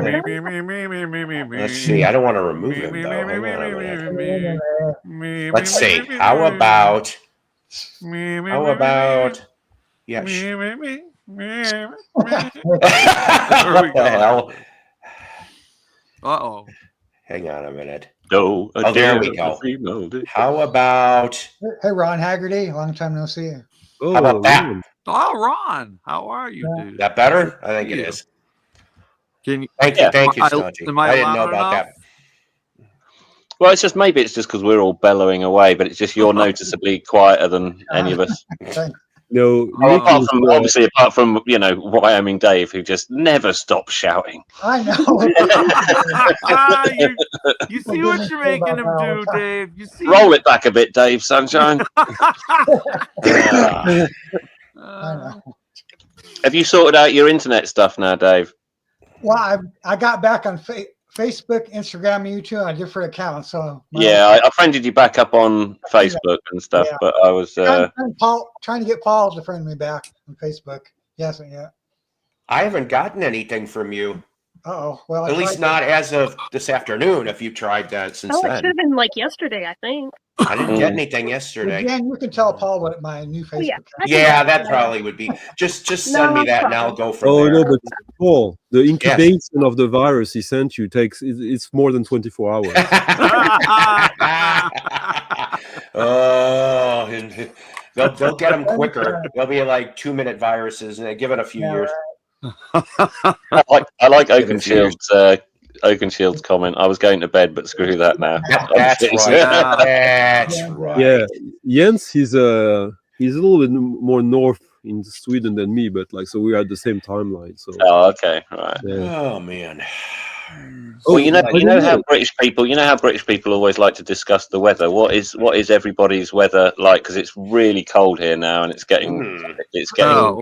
It's friggin' fucking. Am cold I louder now? I just went in my Yes, that's good. better. like too loud, like melody No, loud. no, don't worry. No, we've still got window. Yeah, I can hear you better. By the way, guys, if you don't know, with Nick, we just missed a good opportunity to fuck with him. Like when he asked the question, we should all go. Yeah. was I've done that on other shows, Scotty. I've had such an irritating day that I just would have said, "Fuck y'all."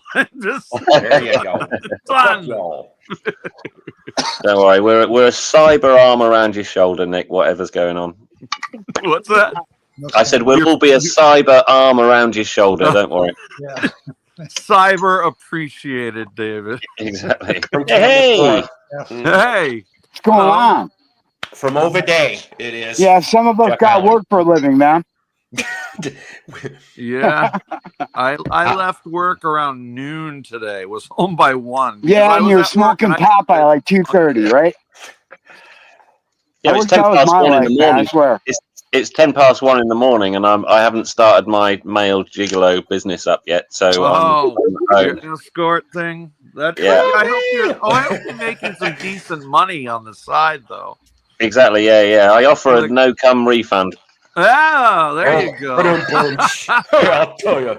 You remember the movie where that if the woman ordered extra anchovies, that meant like that she was calling the thing Paul just did. I don't think my hands can even do that. What he Is did. this, what she is, said. is this a film that's regularly available to everyone, Nick, or one of these specialist type?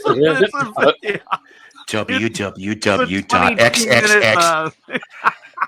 You remember that movie with Nina Short Hartley? film that was only in Oh, cans yeah. for a week. Oh, Nina Hartley. She's still Problem with the around. boy. I just found it. I know. I wish you would stop.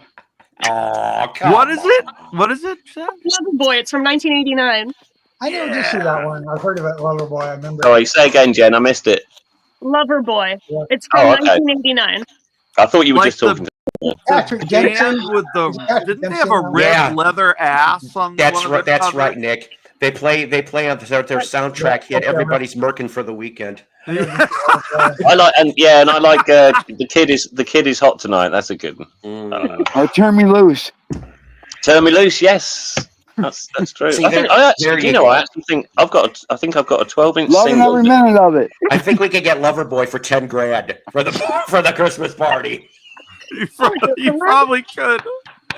Could you imagine like You a get couple of flock years of down the seagulls line? for $5 though. Oh my God! It's a Could you- It's a have terrible sleeve, though, isn't it? Get lucky. What an awful sleeve. Just like a yeah. pair of leather trousers with I got the really guy with the horrible- fingers crossed.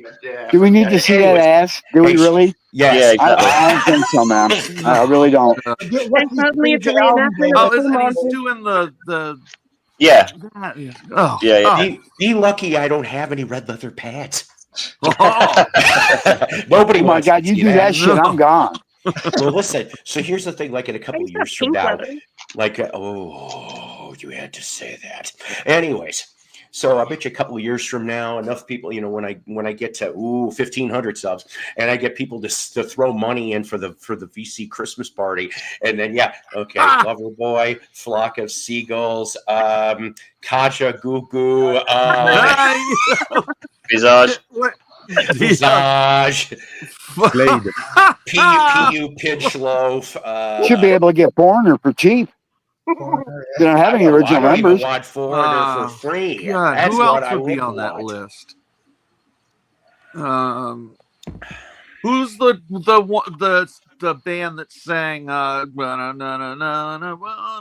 Warrior? Patty The Smythe Warrior. and Scandal. Scandal, yeah. That's right. There was a lot of this in the 80s to knock home what people were saying. Wasn't there a lot of... Mm. And I think maybe it started in metal and then made it into pop, or the other way around. I don't know. But this, And if I do that how when I'm lucky- speaking tonight, I really mean what I'm saying. Okay. Yeah. How did I we need him to come manage back. to get that away? I mean, like, what a blessing! Like, Oh God, Tom, if he had a slightly higher budget, he could get Mickey Dolenz for 15 grand. Is that his price? Is he dead? Yeah. I was told I had a good time. That is literally his price for private engagements. Wow. Mm. I gotta think if is that too much or too little? I don't know. For Mickey at this point, it's too much. It depends. It depends how much he pays his band. I mean, it's like That's exactly what I thought understood. immediately. Because one of the first guitars that I replaced the nut on with a real bone nut and shaved it out, and it was beautifully, it came Bone nut? awesome. He said Damn. bone. Was actually Davy Jones's guitar player and Wow. Dave Robichaud? guitar. And who was it? Was that Dave Robichaud? It was in the mid to late 90s. Could be. Would Could that He be was him? with him. He Was was it with Mike Nesmith? No, not for 90s. And he was never solo Davy's guitar. Well, I thought that was interesting. Like that the dude now that I still work for pretty much today would let me do that like as one of my first nut jobs. Is that Yeah, almost true, yeah. sounds good, right? That's almost sexy. I know for a fact You that know- their backing band doesn't get paid shit because I used to date Dave Alexander, so I know for Yeah. a fact they don't get paid crap. So you're going out with a guy that didn't get paid shit. Yeah. Did you pay for all the dates? Oh, Some of them. Yeah, some artists are really. Some artists are incredibly generous. Yeah. And I just I admire them for the fact that they could do it a different way. It's like Glenn Matlock. Glenn Matlock, when being in his band, he's the only person I do know that does this. But he used to just split everything 4 ways when we were out on there, and I was just thinking, like, no one is coming to see me. It's his name on the marquee. If they had a different players in the band, but he just feels like we're doing the same job. And I mean, I suppose he is a multi-millionaire as well. I suppose that helps. But I always thought it was good that he just he just basically the actual live fee was split 4 ways. Hey, David, I forget who was Glenn Matlock with, the Sex Pistols or Sex Pistols, yeah. Sex Glenn Matlock, Pistols. yeah. Yeah. Okay. Well, he's actually he's in Blondie at the moment as well. Oh, really? Oh, is he Yeah, really? he's playing Blondie. Wow. Yeah, That's he's gotta just be a fun gig. I wonder, like, they must know each other from way back when. decades. Yeah, I mean, that's what I figured. It's they knew each other. Like Clem Burke and Glenn have been friends since 1979, Okay. 80, something like that, and Debbie as well. And the Philistines, the band that I was in, supported Blondie on a tour. Okay. And it's going back. I first met Deborah Harry 20 years ago or so, and so yeah. You should But have said, Blondie, "Hey, I'm in your band now." yeah, And yeah. worse than let's Good. go work out. Let's go sign some papers. Yeah, but I went and saw them earlier this year, and I think Glenn fits in. He's much more of a sort of like Nigel Harrison player, plays with his fingers rather than the plectrum and stuff like that. And so, does he normally play with the pick and the pistols, or no, he was always a Really? finger player. Yeah. Huh? I asked him once. I said, "Do you ever play with?" I asked him once. I said, "Do you ever play with a pick?" And he said, "No, Dave. That's the coward's way out." I kind of think like the best bass players that I've met are kind of like that attitude, but it just is. It's so beyond me that if I were in a punk band, I would have one of those huge Dunlop purple pick thick ones. Yeah. Bass, and I would. Well, I'll do both. And Vinyl Dreamscape, yeah, you did. You're right. Glenn played on Iggy's Soldier album, and he wrote the song "Ambition," which I believe is on that album. When I was younger in the band, I played bass, and we were doing some kind of weird art punk, and I played the bass with a big ass rusty nail instead of. Wow. How long did your strings last? Oh, yeah, I had like what are they called? These fretless basses with no keys up there to. Oh, well, the Steinbergers. Yeah. So that was okay. That lasted. The body of it's like this big. Yeah. I used to love watching bands like sort of Throbbing Gristle and with the Cozy Fanny Tucci and stuff. She'd have the guitar on her lap and like a pair of scissors underneath the strings, and then she'd sort of just run like wire wool up and down the strings and stuff like that. And it was very different approach to guitar playing. Well, my very first band, the first gig we did was almost like an homage to Throbbing Gristle.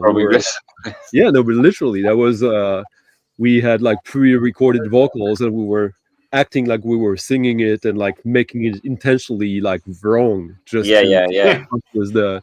But you were talking about Glenn Matlock. I have a fun story, so I think it was like in 2011 or 12. I did an interview with John Lydon.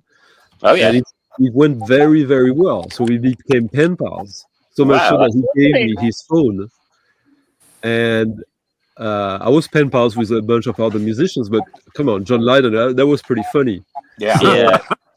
So I did call him a few times, but it was his home phone. Yeah. And each time I called, it was his mum who was answering, because he actually, back then, he used to live with his mum. Oh, right. Jared Birdie. So this is like 79 something, because his mum died in 1980. I can't hear it without YouTube. Then it was someone else then. Yeah, he's not probably Nora. Yeah, his wife. His wife Nora was quite a bit older than him. Okay. She passed away this year. How you guys doing? Yeah, I felt. How long did they get together? That was like a real, true love story. Oh yeah, they met when he was 18 and she was 29, I think, 28, something like that. I mean, that bummed me out, man, when I saw that, because you never saw if he wasn't on stage that he was with her. Yeah, no, they were tight. They were very, very tight, but I feel sorry for John. I mean, even though John does shoot himself in the foot an awful lot, I feel very bad. But he lost his wife. He lost his best mate, John Rambo Stevens, who was his manager, and he's another one that's been around since he was 18. And that they became his manager and stuff like that. Yeah. And and then on top of that, obviously, there's the troubles with the bands and things like that. But I mean, to lose those two, like your best mate and your wife in the same year. That's got to be, and obviously Ari Up, who was Ari Up from the Slits was Nora's daughter. And his stepdaughter, as it were, and he lost her as well. So the guy's known a lot of grief, and I do have every sympathy for that side of him. But I've also been around him enough to just think, why don't you just relax and stop being Johnny Rotten? You don't have to be Johnny Yeah, Rotten right, all the yeah. time. But he And it's doesn't. wearing, He doesn't it's all the wearing, time and I like He can, doesn't I understand. turn it off backstage or when he's No, it's just I don't know what it is with him, and it's like, and it just the other three just find it just too much, just too because much I'm all sure the have time. seen the normal But Nick, dude. What the hell? Mm, but the thing is, like each time I talked with him, he was normal. He wasn't like mm. he What a was. CAT really He spelled was. dog. But Ari, she was also the New Age Steppers. So Oh yes, that's true. Oh, Yeah. okay, because I like remember them. right before she passed away, they released a new one. Like when she already had cancer, it was still produced by Adrian Sherwood, and it was still pretty great. But Yeah. like, No, Shannon's right. Shannon's right. it's I'm like not saying. it's funny because like people also they still want the Sex Pistols to be the Sex Pistols when he did so much more after. Oh That yeah, is, Oh absolutely. yeah, Yeah. his And- time with Pill was Public Enemy. So. eons longer than Yeah. he was with the Pistols, and he did. It's obviously more interesting stuff with. yeah. Well, he was always into bands like Can Okay. and stuff like that. I mean, he really liked the sort of slightly weirder end of German krautrock and stuff. The first Pill stuff with Ja Wobble. Ja Wobble did records with Jackie Liebetzeit and Holger Absolutely. Schubert, so Olga Let's get in Kusay and all toilet. that sort of stuff. so they must have hung out back then. Mm. Yeah, I mean, he hung out a lot in Jamaica, so he must. No, John Lydon is not a conservative at all. Have... What? Someone was saying that. Hey, Oh,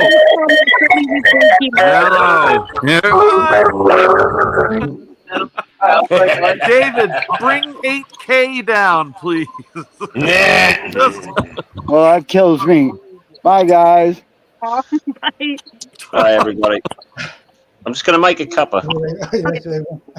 Have you, Mello? Hey, Mello. Have you managed to learn the Champions League anthem now? You had like a month and a half. Have you managed to learn? Yeah, to they play are, the Champions Sean, League aren't they? anthem now. You've had more than a month to do that now. We're in the Dustin, studio right now. How are you, Ron? I haven't seen you, dude, for literally years, man. yeah. How I took are a you? year off. I took a year Nothing off. wrong with that. I haven't been on a live feed, a live stream in over a year. But I just brought my channel back a couple weeks ago, and Yeah. You did. Yeah. why? Dude, you have dropped and started your channel probably more than anyone I can think of. I think Robert Z has got me beat. Okay. Robert Yeah, Z. you're probably right. Yeah. Him and I have been friends for years, and he's been doing that for as long as I've known him. Yeah. Well, how are you? How's life? How is the family? Oh, doing well. Yeah. This year's been a year of news for me. New job, new church. Just I'm gonna have to mute. It's I gonna hope get that's long in a minute. good news. Do you like them? huh? Do you like the new job, the new church? Oh yeah, absolutely. Yeah, Yeah. we're building a church from the ground up. Grassroots. wow. So yeah. Now, Ron, are you like? I mean, you're obviously very versed in, theologically. Not as much as you might think. Really? Yeah. Not as much as I wish I was. I mean, did you ever like think of going to like and becoming like a pastor? Oh yeah, that's the idea. But I just don't have the money for it yet. Oh, just like any college, Yeah. going for your, any kind of theological degree or pastoral degree is that costs money.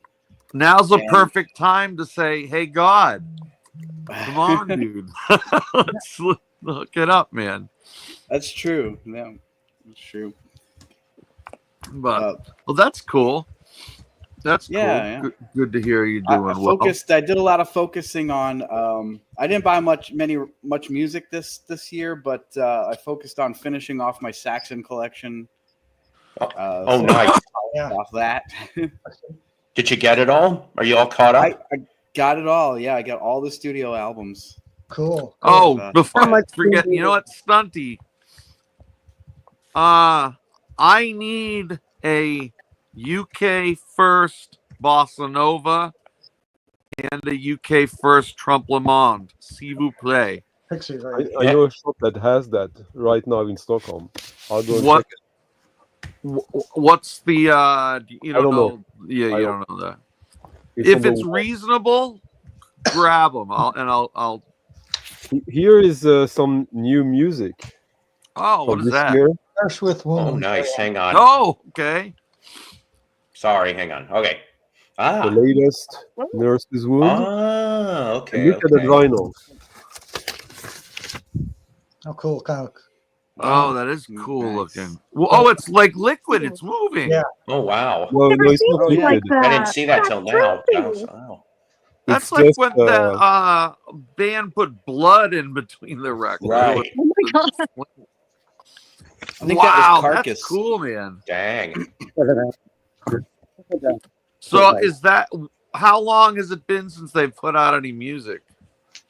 Oh, this is their third record this year. That's I have about 130 records from them. That's what I thought last time we talked about it. It was like getting close to 100. I was like, what? Yeah. 100, dude? I mean, he's been releasing music nonstop since 1979. Yeah, And- that's nuts. Yeah. What have I missed? Who are you talking about? Nurse. Nurse Wound. with wound. Oh, Nurse with Yeah. Wound. Yeah. I've got a couple of things. I've got a couple of things to show you.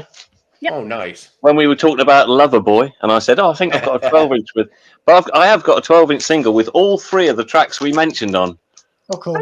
That's all about, yeah. Working for the Weekend with "Turn Me Loose" and "The Kid Is Hot Tonight." Nice. That's on there. And just for Stunty, Baroque Bordello French. Yeah, nice.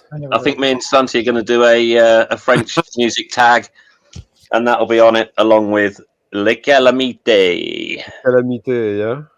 Toute Oh, la then nuit. I got Toute one. Who is that? I Hey. don't know who that is. I need to show you. Actually. So, Very nice.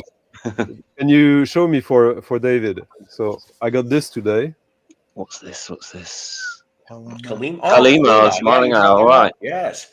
The very first Kalima 12-inch when they went from Swamp Children on still Yeah. on Factory, and still like Factory has no clue how to market this because it is Yeah. so unique back then. I mean, like, they did have. I think they kind of are the reason why acid jazz became, in a way. But Like what's us funny is that three this. kind of grabbed onto the acid jazz thing. But this is from '83, and it still sounds as timeless now. Maybe more timeless now than it did back then, because the production is still kind of raw, so it's not like trying to fit with some production of the time. Yeah. And because for some reason they decided we want to be good musicians, we don't want to just be experimental punks. Yeah. Which doesn't mean that it wouldn't be timeless if they were, but in this case, yeah, it's really, really good. Yeah, I mean, sometimes I find that like in the 80s, you know, when the Yamaha DX7 came out and everyone was so excited about what you could do with it. But now, unfortunately, any 80s record with a DX7 on it sounds like an 80s record. Yeah, DX7. right. And like all those sort of the hair metal thing where they suddenly realized that if you put a reverse gated reverb on a snare drum, it sounded really powerful. And like all you have to do is just hear one of those like you know, but I think it's really good. Great So what you were saying, Stunty, is absolutely right. Is there's certain bands who didn't try and they were just on their own doing their own thing, and so therefore you could transfer it to today, and yeah, it might be mastered a bit better, or it might be whatever, that sort of thing. But essentially, the sounds that they've chosen would be the sounds they chose then and now. You know. Yeah, and there's this like goddamn 80s reverb that like reverb is fine. It's just that a lot of people in the 80s went overboard without having any like, you know, subjective idea about like, oh, I'm gonna do it my way. No, we Yeah. For the longest time I was like done with reverb, and then thankfully I matured a little bit and remembered like, oh no, fuck, like if you got like a Roland unit, reverb unit, like that's how, I mean, all Jamaican dub exists because of that, basically. Yeah, and those great big spring reverbs where they were literally a spring in what looked like a drain pipe. You know, if you hit them, they'd go clang. You know, you heard those things in oil drums. Those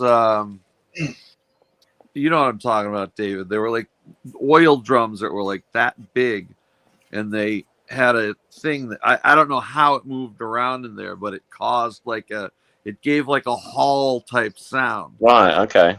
I don't remember what it's called. I've only seen one in my life.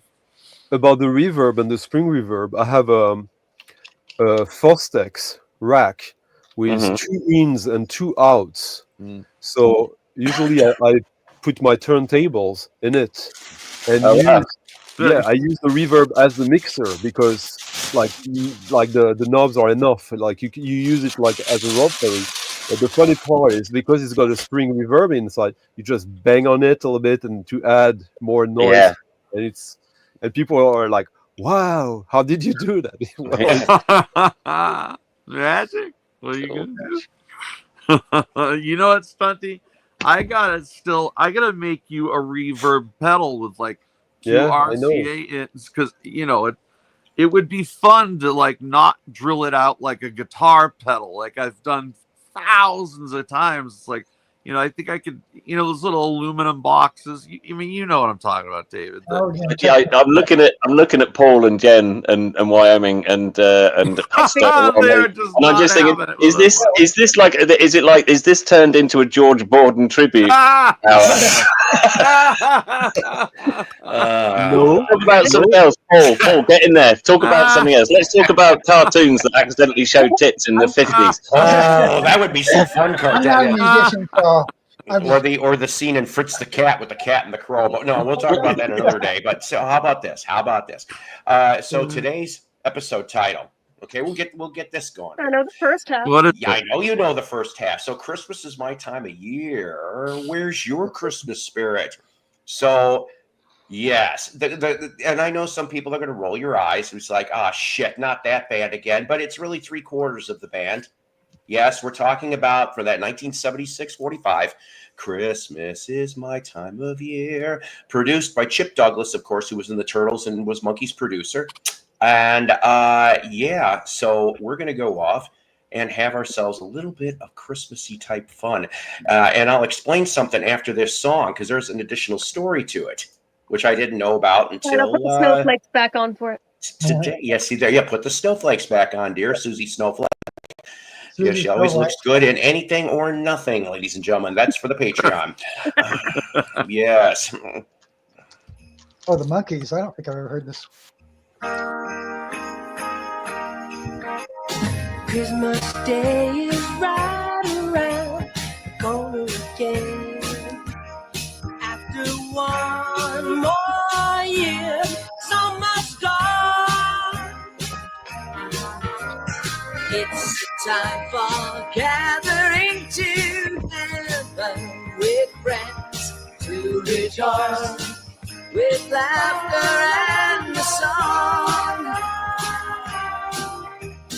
Christmas is my time of year. That's when there's love and good cheer.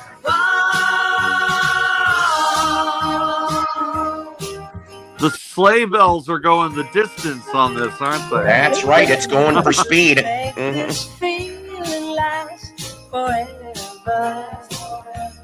Never heard this song. Place this world truly would be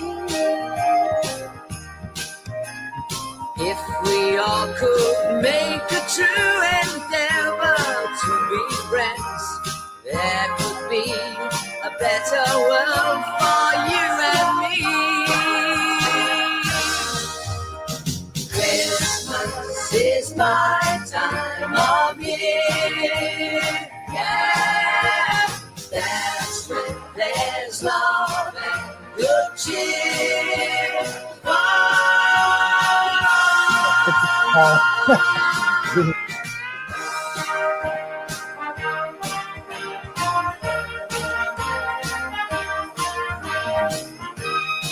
Chip Douglas and Fast Eddie Ho. Monkey Sessioneers in the back.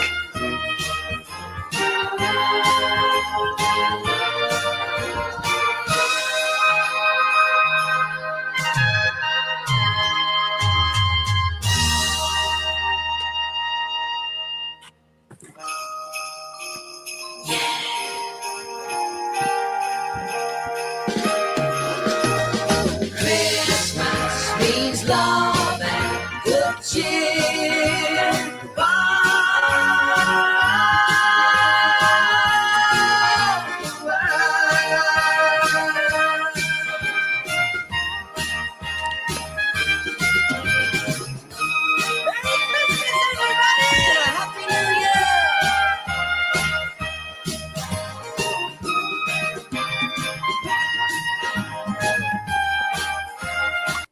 Yes. So, You did that, but please. What you did? Huh?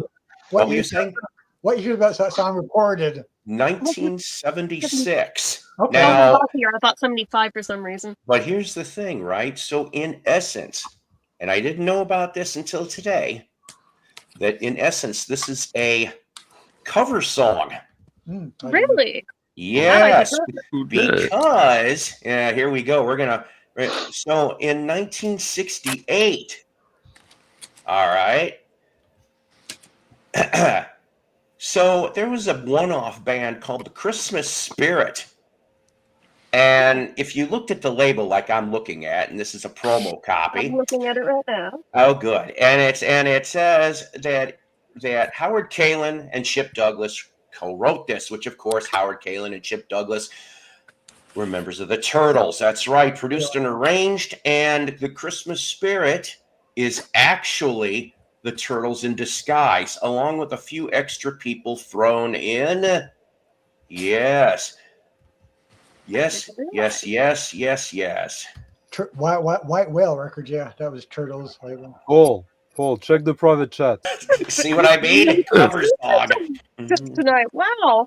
But yes, that's right. You turtle collectors, now you have something to look forward to. Hang Yeah, on a you know, minute. Paul, I've got a little. Oh yeah. We're working on that.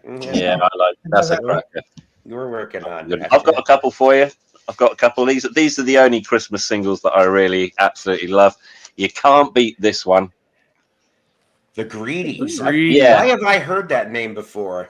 They only did one single. It's basically from Phil. I see Phil. Yeah, Yes. Steve Jones and Paul Cook from the Pistols, and shit. Phil Bryan and Scott from Thin Lizzy, and they did a Merry Jingle, and it's basically "We Wish You a Merry Christmas" and Jingle Bells in the style of Thin Lizzy and the Sex Pistols. There is a video of them doing it, and it was produced. Engineered really, thrown together one night by Tony Visconti when Thin Lizzy were doing the Black Rose album. So that is my favourite. Cool. And I did not know about that. And there's a really good YouTube clip of them doing it on New Year's Eve on the Kenny Everett show. My other favourite is obviously, I'm a bit biased. Yeah, I like that. My shaped picture disc of Christmas Time, Don't Let the Bells End, and then just for a laugh, the Damned's Captain Sensible. That's a great one. Oh man, that's fun right there. I got a little stack here, Paul. Goody, hang on a minute. Okie dokie. So, this is an original stacks. This is let's see, who the hell is it? Oh, this is Sam and Dave. This is Soul Man. All right, this is the original Soul Man. Then. Wow. I didn't know I had these until I found them today. I love Company Steve's. This is a thing. It's called the Boogie Kings. Do 'em all. I don't know. Yeah, I never heard that one. Sounds like a porno. Here's a couple. Here's an old one. This is They should play that at orgies. actually, I think these are all from the 50s. This one's from the 50s. This is an old blues one. Good Rockin' Bob on Gold Bond label. And you know how these guys would all, have like half a dozen names and record under different ones all the time. There's Little Walter, Thunderbird, and anyone that likes blues or cares nice. about I think I've heard blues. Little Walter. Here's a checker. Checker chess. Oh, this is actually Chuck Berry, Sweet Little 16. Holy shit. That In might be other worse words, a than song that of a true story. I know. Yeah. That's a good song. Wow. I mean, I didn't know I had these. This is great. if you ever want to sell that one. Yes, There was did you know there was another verse in Sweet Little 16 that did not get put on the record? Oh God, here we go. Wait for it. Here we go. Do you know what that last verse involved? Of course, Here we what go. the end was. That's right. No, It was your yellow stream. That's the only hint you get on that. Oh dear. Paul, Poor I was Chuck. about to Poor ask girl. Nick. I was about to ask Nick if he's about to announce us that he's doing an auction this weekend. I should do some auctions. Dude. You don't even know how many records That's right, I do want an to auction, get out of my house. This is another one of Donovan 45 of Goo Goo Barrel of Abba zoop zoop abba uba zup zup num num. Rabba labba dig dog. Is that what it is? I don't know. The couple original Savoys. There's a Nappy Brown. Is that Savoy Truffle? Wyoming David. No, this is yes. What'd you say? This is Veretta Dillard, Mercy, Mr. Percy, and no kind of good, no how. What? Okay, Nappy Brown hit the charts like. Don't be angry, but Happy Brown. And, I'm a hooker in Minneapolis. You can put that in my pile, Nick. You can put that in my pile. the time time is the right time. Don't be angry with with we already know. Nick, don't be angry with it. Any time is the right time. Why do I feel like I've heard that title before? Please tell me. Pile, Dave, all of them you want? Yeah, but please tell me though the OJC's Christmas Card from a Hooker in Minneapolis. Please tell me that's a real, genuine song. Great. Yeah. Gotta be. Why not? If it's not, I might have to write it. Yep, there you go. See, his new single. By Tom Waits. What was that? I got my own Christmas music here. Ah, brilliant. Oh, Tom Waits. Oh, look, you got the Ron. Were you remember when they played at the House of Blues in Twisted Sister, Twisted? Yeah. Christmas. That's what an color is amusing that album. I think this one is green. It's got to be really, hasn't it? Because I Green thought or red? I heard a green and Yeah, it's green. red for a different one, and Yay, with a red label. There you go. Red label. Green with the red label. Yay. So we need to But I look at the also lyrics got, of the song. This is gold.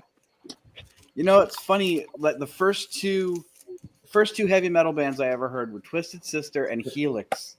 Well, Helix. And the only two Christmas albums I have are Twisted Sister and Helix. Oh, I've seen that. I gotta get it. This is actually on Rocks Records. If you know Scott Waters, who does this, he's got the No Life Till Metal label. Oh. Give me now. Yes. Yeah, that's the band. That was my first, one of my first. This one's actually red vinyl. Oh, nice. Thank God for the Atlantic Ocean.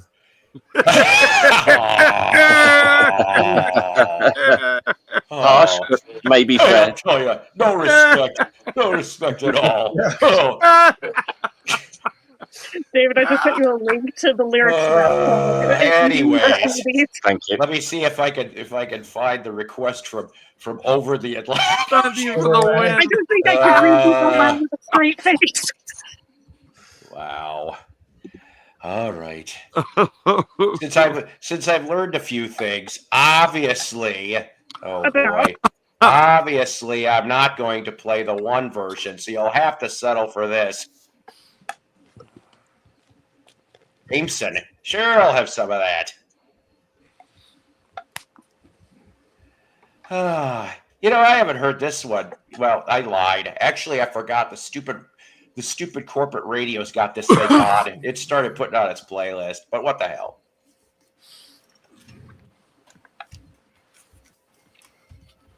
Oh, the waitress. Yeah. Oh yeah, Christmas wrapping. Here we go. I always thought she was Butler's royalties. Oh yeah. So, Paul, yeah. would you mind looking for Christmas in Alston, Big D, and see if that pops up? Let's see. If I didn't even remember this until that last song. My old band did our version of Christmas in Hollis by Run DMC, but we did it kind of like a punk way. Christmas in Alston by who? Big D. Is that a that's you Miami guys. bass? Okay. Is that Miami bass, Nick? What is it? Miami. Is that Miami bass? I don't even know what you're saying, dude. Miami bass. Miami bass. Oh, Miami bass. Yes, of course. I've got something from Big D called Randy Christmas. No, it would. You know what? Okay, wait a minute. Big D and the kids table. Yeah. I don't like the sound of that. Yeah. Hang on. Hang on. You know, ladies and gentlemen, how about this? Oh, you found it. I haven't seen this or heard this for fucking years, dude.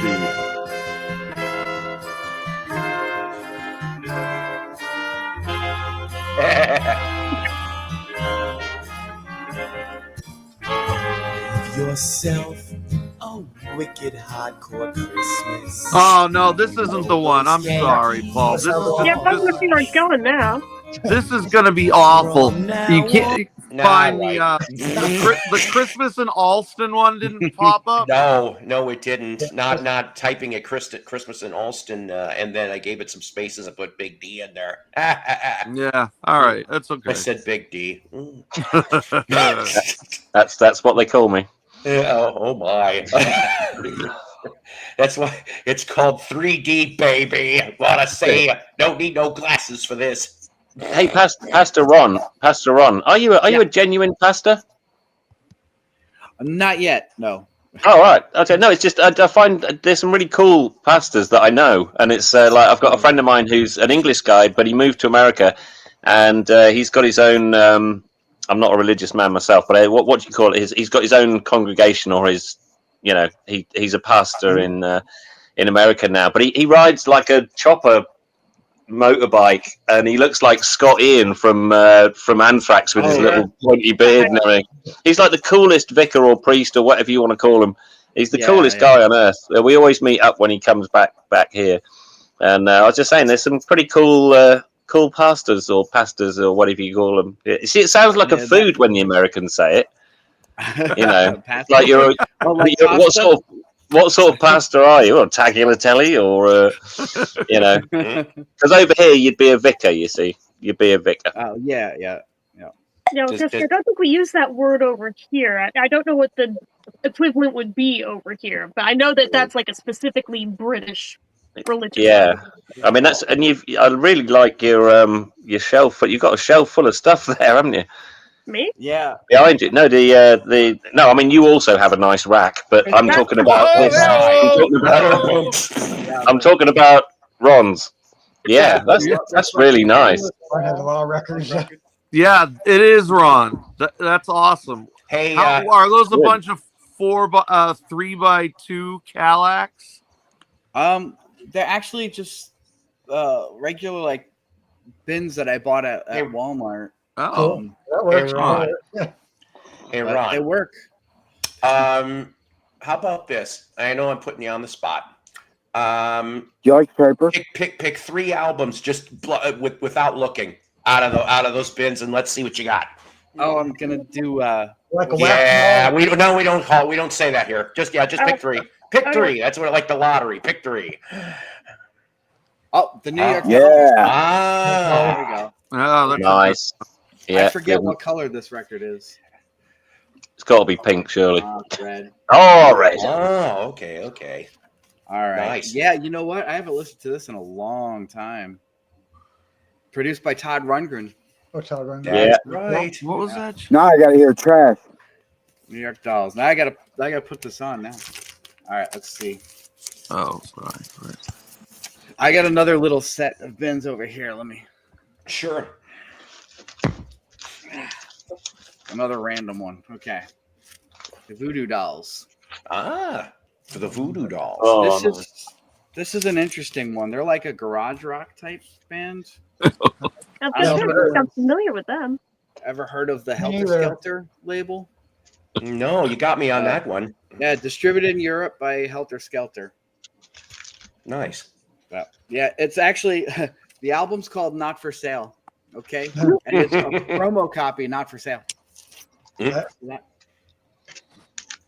As somebody tries to steal it from a record store and go, you can't prosecute me, dude. This is not for sale, and then just walk out. Oh, Randy's here now. Hey, Randy. I mean, I could cheat and reach right over here for my Saxon records, but I won't. Valley of the New York Voodoo Dolls. That's right. It's Valley of the New York Voodoo Dolls. Take him up. Coming soon from Rock and Roll Vicar. Chet Berry. Chuck Berry. Nice. There you go, Paul. Nice. I had to get a hits collection from him. You almost like 3D glasses, it looks like, for that cover. Yeah. Man, oh man. Well, thank you. It looks like it probably should have come with 3D glasses. Yeah, no shit. That's the pick 3 from Mr. Ron today. Hey, Ron, I got this. Oop, hang on. Quite nice. Oh, nice. And it's oh wow, okay. And it's Personality crisis. Norton. Nice. Hey, David, how many copies of something like the Bullocks album do you like? never mind the bollocks. I've got 18 vinyl copies. Vinyl copies. Wow. Are they all different? There's no double ups. They're all different, Yeah, they're all different labels. Like the blue and white Virgin label. Then I've got the Warner Brothers ones. I've got the red and green Virgin labels. I've got one with a misprinted sleeve. I've got one with the nothing on the back of the sleeve. I've got the ones, Yeah, I'm sure you have all the ones people want, and I'm sure you have a bunch of the 45s that everyone lost, and the posters, and the man. Yeah, I'm looking at them now. I bet your Bill lineup is pretty good too, huh? Well, the thing is, because as you know, Keith Levine was a friend of mine and stuff. So really, it's really the Keith and Wobble era that I particularly liked. Really, the first 3 albums, from Pill, and then sort of cherry pick some of the other stuff as well. But it was John's kind of Public Image Limited voice I wasn't too keen on. Yeah. That's the thing. But yeah, Keith Levine's era was, bless him, rest in peace. But he was mad as a box of frogs. Oh, was he? Was he really? Yeah. He was on a Boston label called Tang for many years. Yeah, I've got his. Why was he nuts? We need a story. Come on. Probably none. He's, now he's gone. I'll probably keep the worst ones to myself. Yeah, I'll never really get that one. Shit. I'm sure he'd like people talking about him. No, I mean he was very. When I say mad as a box of frogs, I mean I guess it's like he was sort of lovably so, but he was just so passionate about stuff that if he got something in his head, it was just like he just had to hang on and sort of go along for the ride. It's just. I feel really weird. Isn't that shit exhausting, dude? Yeah. That sounds good. Next episode. Wow, though. What I was going to say about Pill, okay, so, I mean, I remember seeing, of course, for the Pistols, I remember seeing that Rock and Roll Swindle movie, I think that was called quite some time ago. But as far as for Pill was concerned, The wholesome one you care Oh for. boy. But Phil, I barely remember them on MTV. I only remember ever seeing one video, and I'm trying to remember what the hell that video was. It's probably one of the Sid ones. Something else will come on over. But the other one they were played is Pretty Vacant, was often played on stuff. But yeah, I have about. I noticed I've got 7 copies of Pretty Vacant as well, all different ones. Wow. Oh wow. Now, do you have like what's the weirdest one? Like Afghanistan, or This, I'll show you. All right, so just give me a moment. Right. I had that song in my head the rest of the night. Right. Find it on Spotify. What you got, man? So it's the it's a bit backwards. I'll go backwards. That's the American. Right. That's the American original. Yeah. Cool. And then the American reissue. I have that one. Yeah. French Pretty Vacant with that as the front sleeve. I like that better. Nice. And that on the back. Original Brit one. Oh yeah. I have one of those actually. And then this one from the Pistol 6-pack, which is a different label. This is the reissue on red. But this is my favourite. You were saying, what's your favourite? What I love about this one, this is the Italian one, and it's a negative of the English sleeve. Ooh. And so it's got the black and white Virgin label. Oh yeah, the older Virgin label. I think this is my favourite. But what I love is I got told the story behind this sleeve. Yeah. Anybody interested in knowing what that is? Hell yeah, dude. Yeah, absolutely. Well, basically, their art guy that did all their stuff like God Save the Queen and all that sort of thing. But he lied to Virgin. They were saying, we need the sleeve, we need the artwork for Pretty Vacant. That's going to be the next single. And he said, no, it's all right, I've got it. And he said, they went, oh, brilliant. Can you come to the office this afternoon? This is from Virgin Records. And he said, yeah. And then he thought, shit, what am I going to do? I haven't got anything. So he started walking to Virgin Records thinking, what am I going to do? And he went down. Virgin Records used to be at number 1 Vernon Yard on Portobello Road. I've been there myself. And so he's walking down Portobello Road. He's nearly at the office. And he just looked in this junk shop window and there was this picture frame with nothing in it. So he went in and he bought it for like 50 pence. Yeah. And he smashed the glass at the front, and then he had a Sex Pistols flyer, which he cut up and stuck in there. And when he walked through the door at the office, he goes, "There, take a shot of that. That's the artwork." Nice. Oh wow, that's funny. Good. That's good.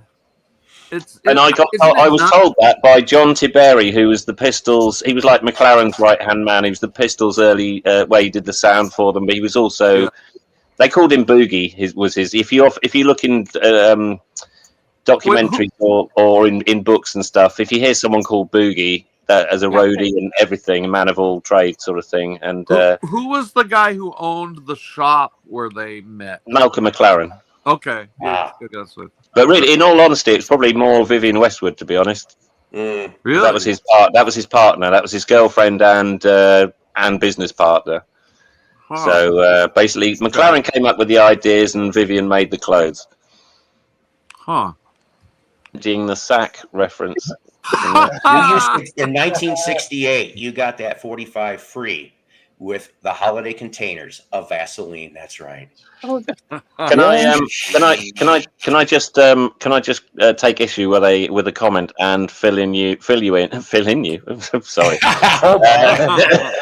And just point out it's never bullocks. Bullocks are male cows, if you like bulls. Never mind the bullocks.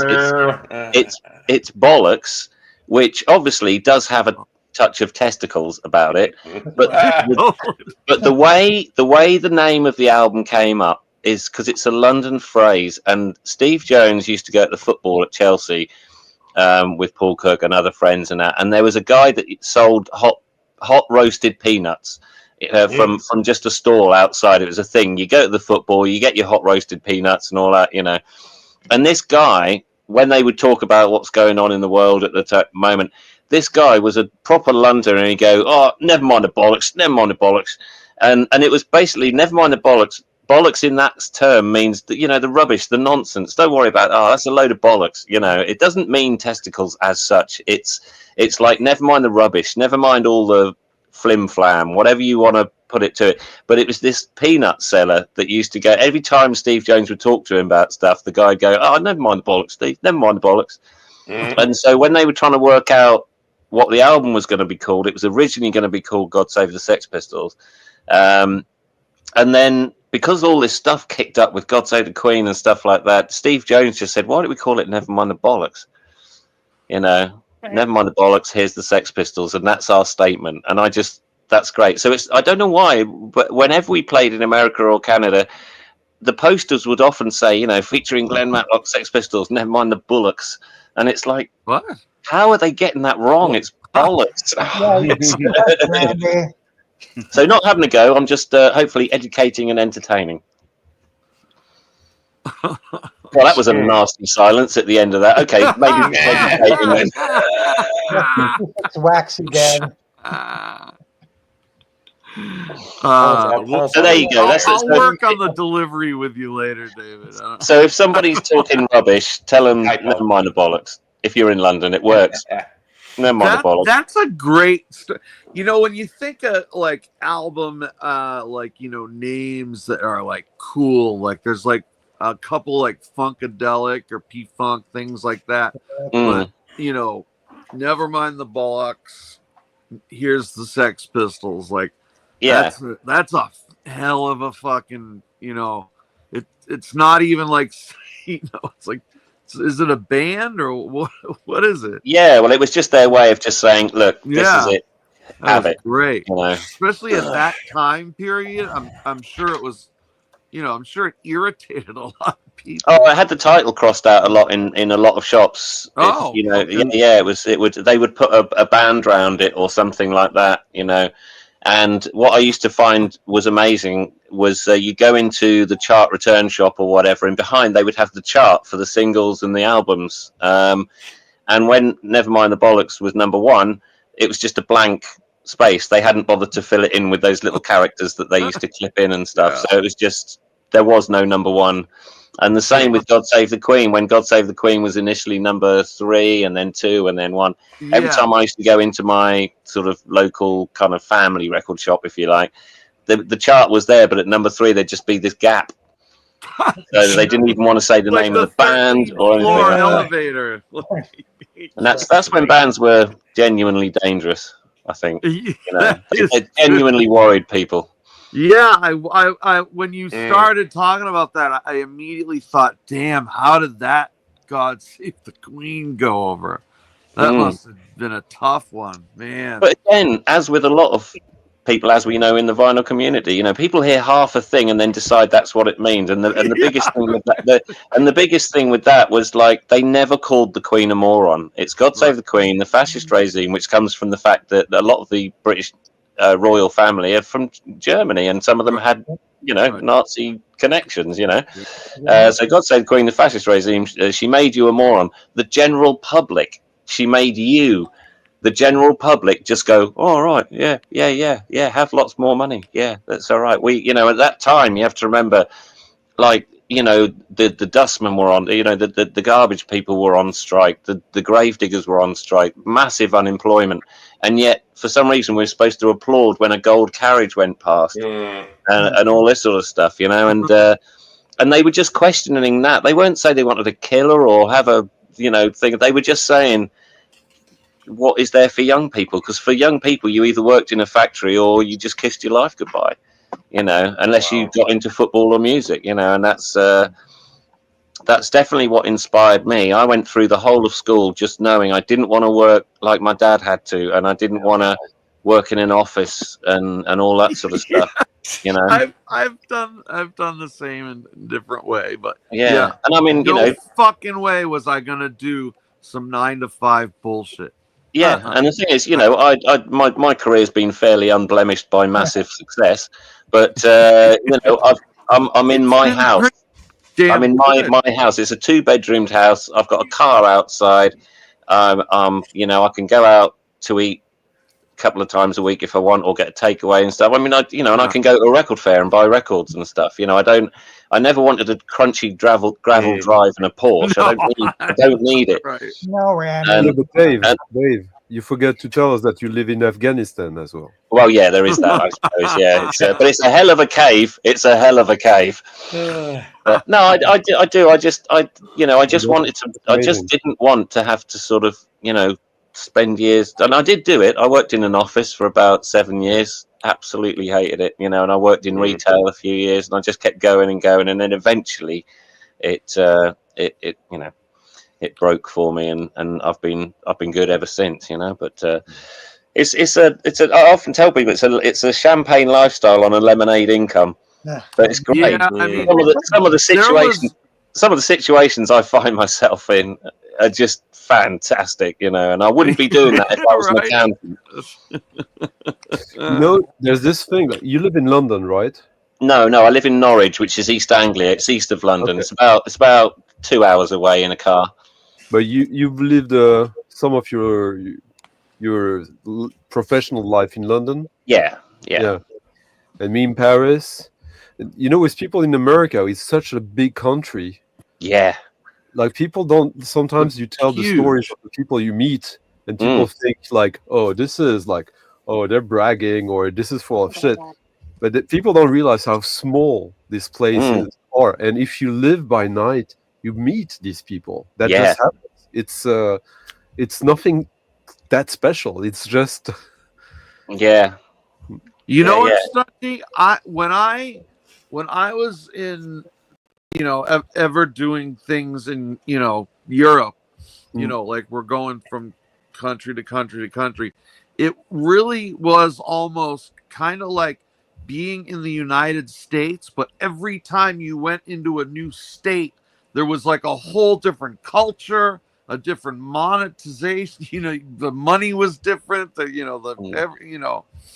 And I was thinking, I wonder, are there countries that just want to merge together and say, we're too close anyway? You might as well. You'd think, wouldn't you? But clearly not. Yeah, but I remember thinking, I wasn't aware of how massive America was. I remember the first American tour that I did there was, I remember that I noticed there were like 5 dates in Texas, and I said, I said, aren't we gonna? Naively, I went, surely that's overplaying Texas, isn't it? And it's Texas, right? He said no. He said they're like sort of 8-hour drives between each gig. It's like Rio as well. Well, Brazil. We did a Brazilian tour, and it's like some of the journeys between gigs were 10 hours long. And it's like, I mean, luckily we had a nice brutal. We had a nice thing where you could sort of sleep on the bus and stuff like that. But still, it was crazy the lengths of time. I can't imagine what touring Australia would be like, because that's massive as well, isn't it?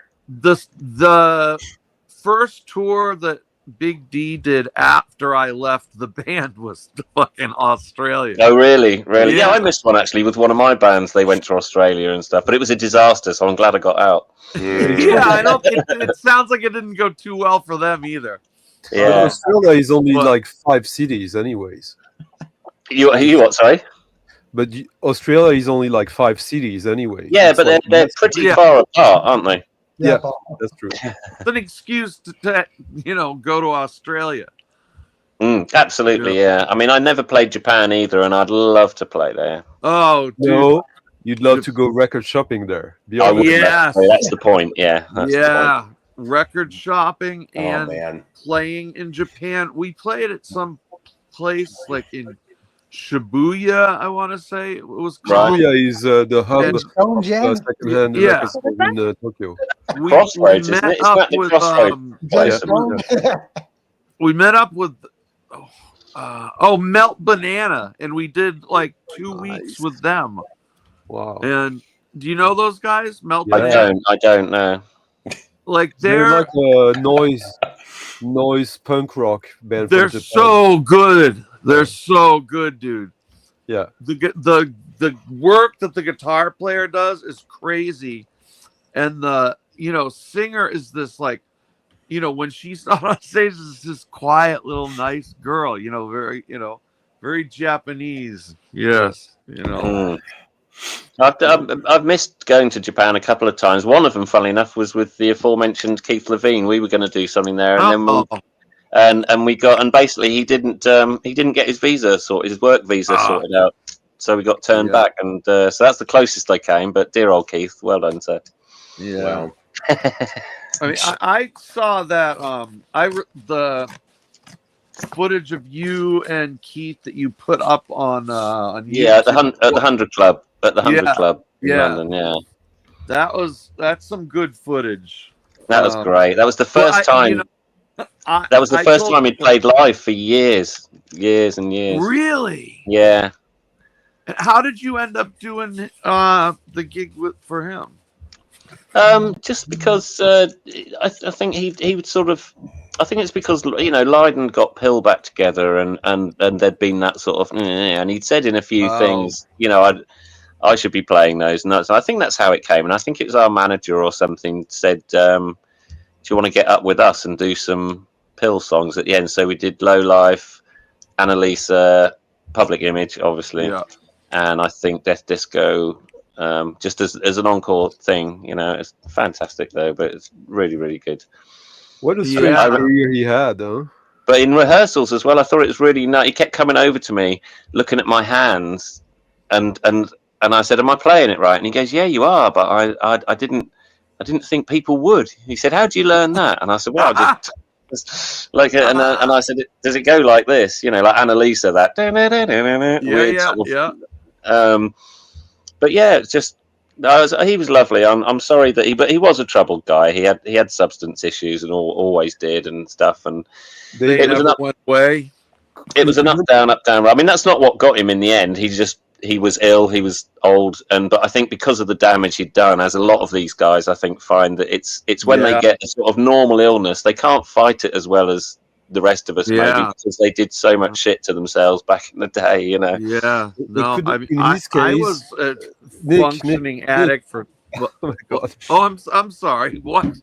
In his case, in Keith Levine's case, couldn't it be just due to the fact that he got kicked out of his band and his band became massive right after he got kicked out? Maybe, that would do your head. Yeah, but it's funny. I think. I mean, it did him well though. I mean, cash-wise, he was doing all right and stuff. He'd be often. His wife told me actually that like 3 o'clock in the morning, he'd suddenly get up and he'd start checking his royalty statements on the website. Oh, jeez. Just to see how much was coming in. But I think those first 3 Pill albums did him very, very well. And let's not forget, he co-wrote "This Is Not a Love Song." So though that was a massive hit, and he wasn't in the band at that point, he did get like publishing royalties for that. And nice. But the sad thing is that Pill, like apart from music heads, no one knows about Pill outside of the UK, but everyone knows the Clash. Mm-hmm. Yeah, that's a good point. That's a good point. Oh my! Oh. Play? Did you play? No, I've never met that gentleman. And you never went to Thailand, right there, sir, just to make sure on that. David, you know of Ren, of course. Yes. Yeah. It takes a lot to like get me like attached to a band, and I'm sure you're the same way. Like a band's got to be something special, or to really get you on for a life. And are there like any? This is a question for all of you. Have you guys put together like entire vinyl discographies of certain bands? Through their What do you mean? Have I collected like everything that they've ever done? Yeah, all of their releases on vinyl. Like, I've done it, and it's Well, taken me like 25 years to complete a couple of them. You know. Well, it depends which Which- artist you choose, isn't it? You know, that's the Yeah, thing. yeah, I guess Yeah. so. Yes, he did Some cover. bands artists, some bands albums, you know, those mid '90s albums are tough to come by because That's true. that's Yeah. when they stopped Oh, making yeah. vinyl around that Yeah. time. So now they're getting reissued. Mhm. But I've lucked out a couple times. This past year when I did the Saxon discography, they just happened to reissue all their '90s albums Cool. in the months that I was collecting them. So Nice. I've got the Saxon entire discography, studio album, Anthrax, That's right. and I can't remember. Most of the ones that I'm completed on are like bands that have 3 or 4 albums, but outside of that, the biggest ones are Saxon and Anthrax. I have a lot of Saxon actually, but I haven't got everything. I'm a big Saxon man myself, but certainly Sex Pistols, Cure, but Runaways as well. The Donnas, I've got everything. I've got everything the Donnas have done. I just thought they were fantastic. Oh, really? Yeah. Okay. I forgot about them. They were the punk rock kind of pop punk. I've heard of the Yeah, well, they were like a female Ramones in a way. Yeah. Sort of thing, you know. I forgot about them. Do they still play? I mean, I can't. No, they called it a day after a while. Their drummer had a wrist injury, and unfortunately, that just sealed it really, because they were a real band made up of friends who'd gone through all this thing, and once the drummer just had to sort of skip out, then that wasn't a going concern anymore, unfortunately. I'm extremely impressed that how on earth does Elvis Cup Guy know my 90s band Fabulous Kitchenware? I didn't know that. I didn't know that either. Well, I gotta go look. That's me. It says, any chance that Fabulous Kitchenware will ever do a reunion concert? That's so cool. That's cool. But sadly not. Our drummer Mark passed away a couple of years ago, unfortunately. And Annette is now living in Norway, and because she was Norwegian American anyway, and I see them about. I mean, we were all in touch with each other, but again, it's one of those things. Basically, one of us can't be there, so what would we do? But we're still very friendly, in terms of. But we've scattered to sort of different parts of the world now. But yeah, Mark unfortunately passed away, which is a real shame, because we were talking about let's do it for a laugh, When did that take place? When was that band active? About 1992, 93, that sort of thing. Okay. That was our Not friendly. our thing. It's really, it was cool. I'm going to put in the private chat. I'll put a video, and if Paul wants to stick a bit of it on, that'll be it. But yeah, like I said, it's got 2 ladies in it, so that's a good one. Yeah, and it's got me with short hair in it, I believe. Paul, I sent you a link, and it won't get copyrighted because it's my stuff. I understand. I sent you a link in the thing, but it's just Elvis Cup Guy. How on earth he knows about Fabulous Kitchenware, I don't know. But that is pretty nuts, huh? That's crazy. Well, there's Discogs for you, though. Yeah, true. Yeah, I guess he That's could. true, yeah. He cheated. Maybe. I just sold something on eBay. Yeah. Oh, it was $100 record. Yeah, get out of here.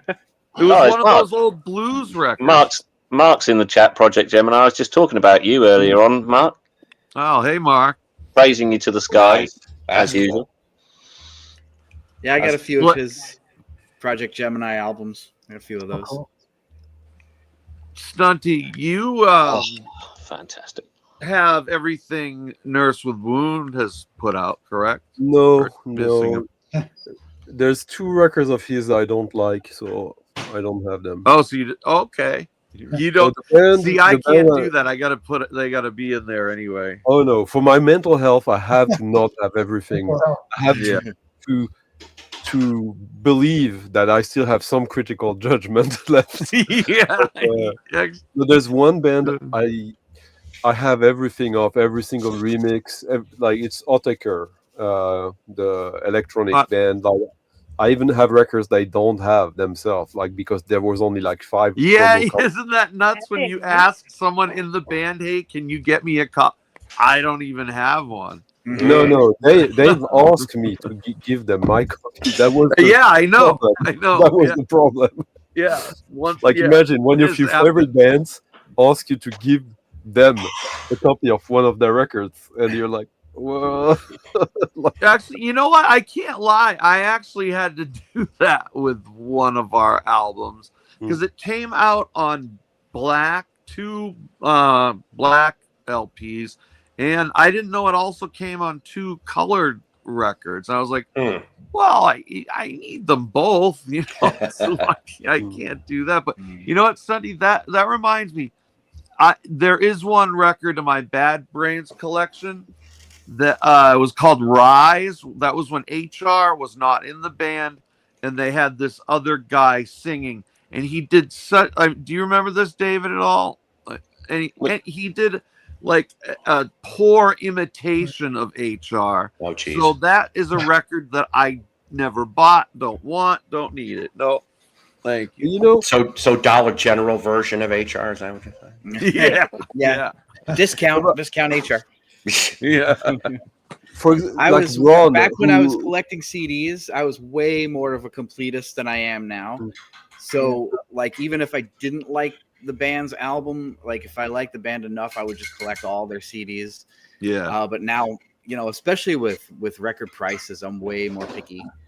I've just thought actually, Project Gemini. That's another band that I've got everything. You've played on how much have you played on? All of it? No, I've only appeared on 3 of the albums. But what I'm saying is, like I've always said, is like, you know, Mark's very generous and lets me have a free copy of the stuff that I played on because it's kind of only right. But I fill in all the gaps myself because I really like Project Gemini as an entity. I mean, I liked it. I liked the first album and it's. I mean, obviously, I've got a lot of friends, as it were, that I'm a fan of, and Mark's definitely someone I'm a fan of because I love listening to stuff on headphones, on speakers, in the car. It's just great. And that new Canada album, I'm not on that, so I'm not biased in any way. It's just a fantastic new album. I think it's brilliant. Yeah, you know what? That made me think.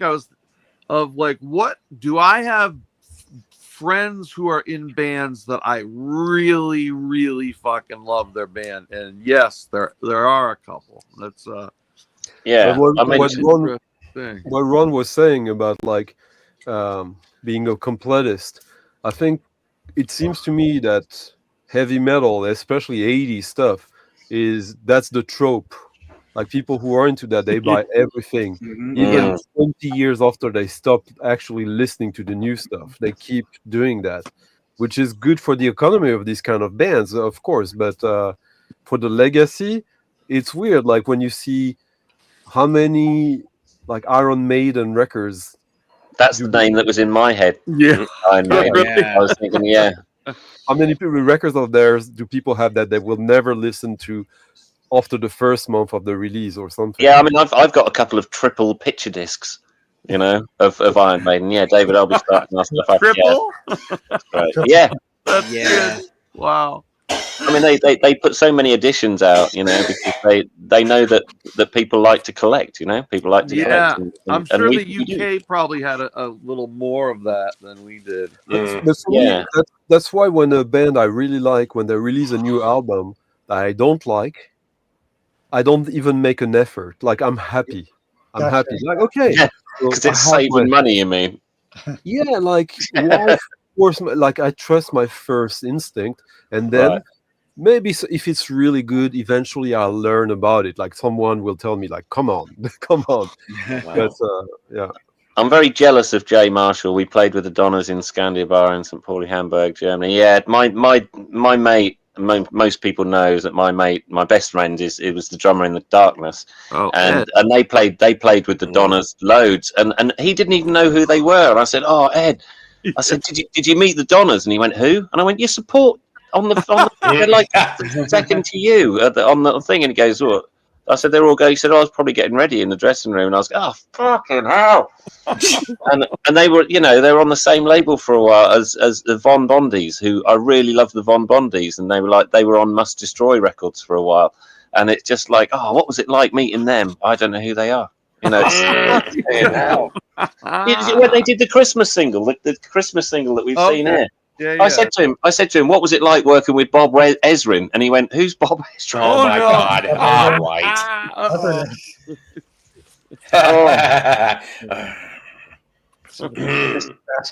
Ed's a funny one. He just enjoys being the drummer in a band. He's not like us, it's like he just loves the band. So it used to crack me up, some of the places that they got to play and the things like just all the crazy things they got to do. It was great. Oh yeah, Mark's favorite producer. He did Mark about him, yeah. I have a sad story like that. Like it was in '97. I was working for a magazine, and we were like producing a festival, or sponsoring a festival, and one band canceled, and they offered me my band. Like, oh, do you want to play there? Sure. It was in the south of France, and it was in Arles, which is an old. They got like a Roman theater, like an arena. It's small, but it was like an artsy festival, and we were opening for a band. And it was raining. It was horrible. So when we were done, we didn't bother checking the band that we were opening for. And years later, I learned that we opened for Moondog. He's probably one of his very last gigs ever. And we had no idea who he was. We were just kids, and that's a big epic fail. Yeah. No, I've been to a few. I'm sure we've all been to gigs where we went to go and watch the support band, maybe because we really liked that, and then decided to go home because we weren't really that far. I did that with. I wanted to go and see Altered Images because I quite fancied the female singer, and I watched them. Cycled home after that. Wasn't bothered to stay. I wasn't hang around for U2. Good call. That's so old. And then I did it again with a band that I really liked. I'm sure you've all heard of the Flaming Mussolinis. No, of course not. But I went to see them, and then I went home missing In Excess. So and we're talking about a venue in Norwich that holds 500 people. Dude, the In Excess Kick Tour is one of the first concerts I think I ever went to. Actually, my dad, this is how young I was. I must have been like 11 or 12 when this thing happened. But my dad brought my friend and I to see In Excess, and it was the Kick Tour. And Ziggy Marley and the Melody Makers opened up. It's weird how you remember details like then, because, the older you got, like through your high school and anything past that, you were drinking at a lot of these shows and don't remember a lot of it, unfortunately. Wait. So the Kick Door tour In Excess, is that also when you lost your anal virginity? It was. Yes. Ladies and gentlemen, any other time, Mark? Yes, please come on. But I'm going to have to wrap this up. Unfortunately, I really don't want to because it's been fun. My God, we've been international. Dominated. We talked a lot. I don't give a shit. This is all about music. It doesn't matter who's talking about it.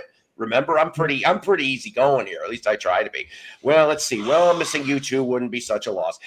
Nowadays, maybe Sean, you're right. But I mean, like I said, I was glad to, a reverse thing here. I didn't even know when I went, but I can't talk today. Give me 1 second.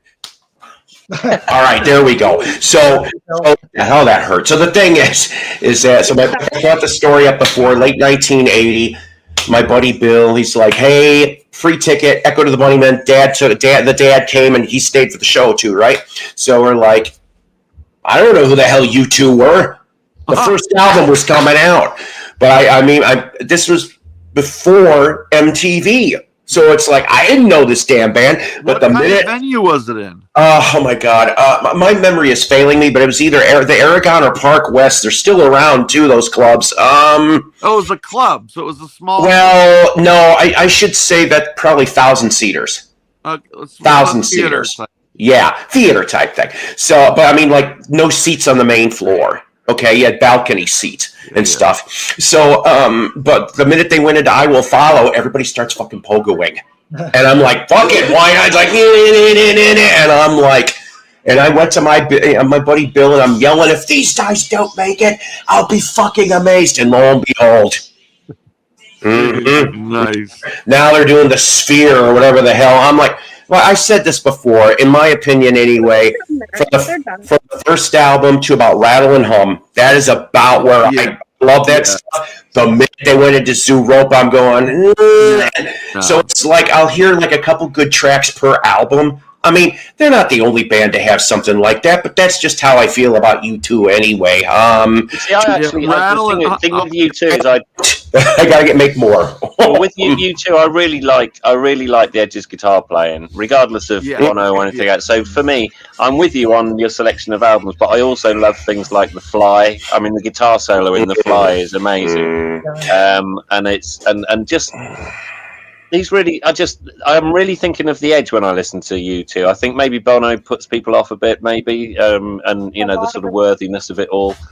But the thing is, for me, I can listen to a band purely for a particular player that I enjoy. Funny you should say that. I literally just bought today the soundtrack to The Capture, made by The Edge. Oh right, well there you go. Yeah. I didn't know he did a soundtrack album. Yeah, he did that with Michael Brook, the guy who invented the infinite guitar that Daniel Lanois played, and they did the soundtrack together. So it's more like there's one song sung by Sinead O'Connor, and all the rest is instrumental, like kind of ambient-ish. It's really good. Sure, that sounds good. All right. It's a cheap record. No one cares about it. Oh boy. Well, you know, sometimes the cheap stuff is the best stuff. It's called diamond in the rough. Yes. Oh, I thought you were going to say something else. Anyways, I want to thank everybody here that was on panel or was on panel for a while here. Like I said, it went kind of international here. We filled the box again for a little bit too, and I always love filling the box. That is what he said, and so I don't know when. I don't know what. I never said I was normal or tasteful. Look! Oh God! Look at David. He's like my wall. That's great. That's great. And did the Edge take a lot from Keith Levine? That should be the other password of the day. The password is Keith Levine and Puncture. Yeah, what's the password today? You know, well, we're just going to make it Puncture the Cloud. Puncture the Cloud. The stuff that we didn't get to today, we'll do that next episode. The Disaster Piece Theater and what is in this box. Yeah, that's going to be, that's the teaser. I'm a teasing little bastard. But you know what, guys? You know, like I said, once again, I know it's holiday season, and I know sometimes it could get kind of screwy Louie for you people, but you know what? We like to educate and entertain and educate around here. Entertain. Yeah, I just made that up. That'll be the next password for tomorrow or whatever the show I do next. But you know, we try to make fun not only of ourselves but everybody else too. We're all equal opportunity destroyers here in the VC island of misfit toys. And you know, I just want to thank everybody for being here. I don't know when the next show will be. Well, like I said, you guys make the show. It's not me. But remember, ladies and gentlemen, you know, don't spend your whole paycheck. Just be kind to people, okay, when you can. And always remember this last important. Psycho's Platters is a Love Peace production.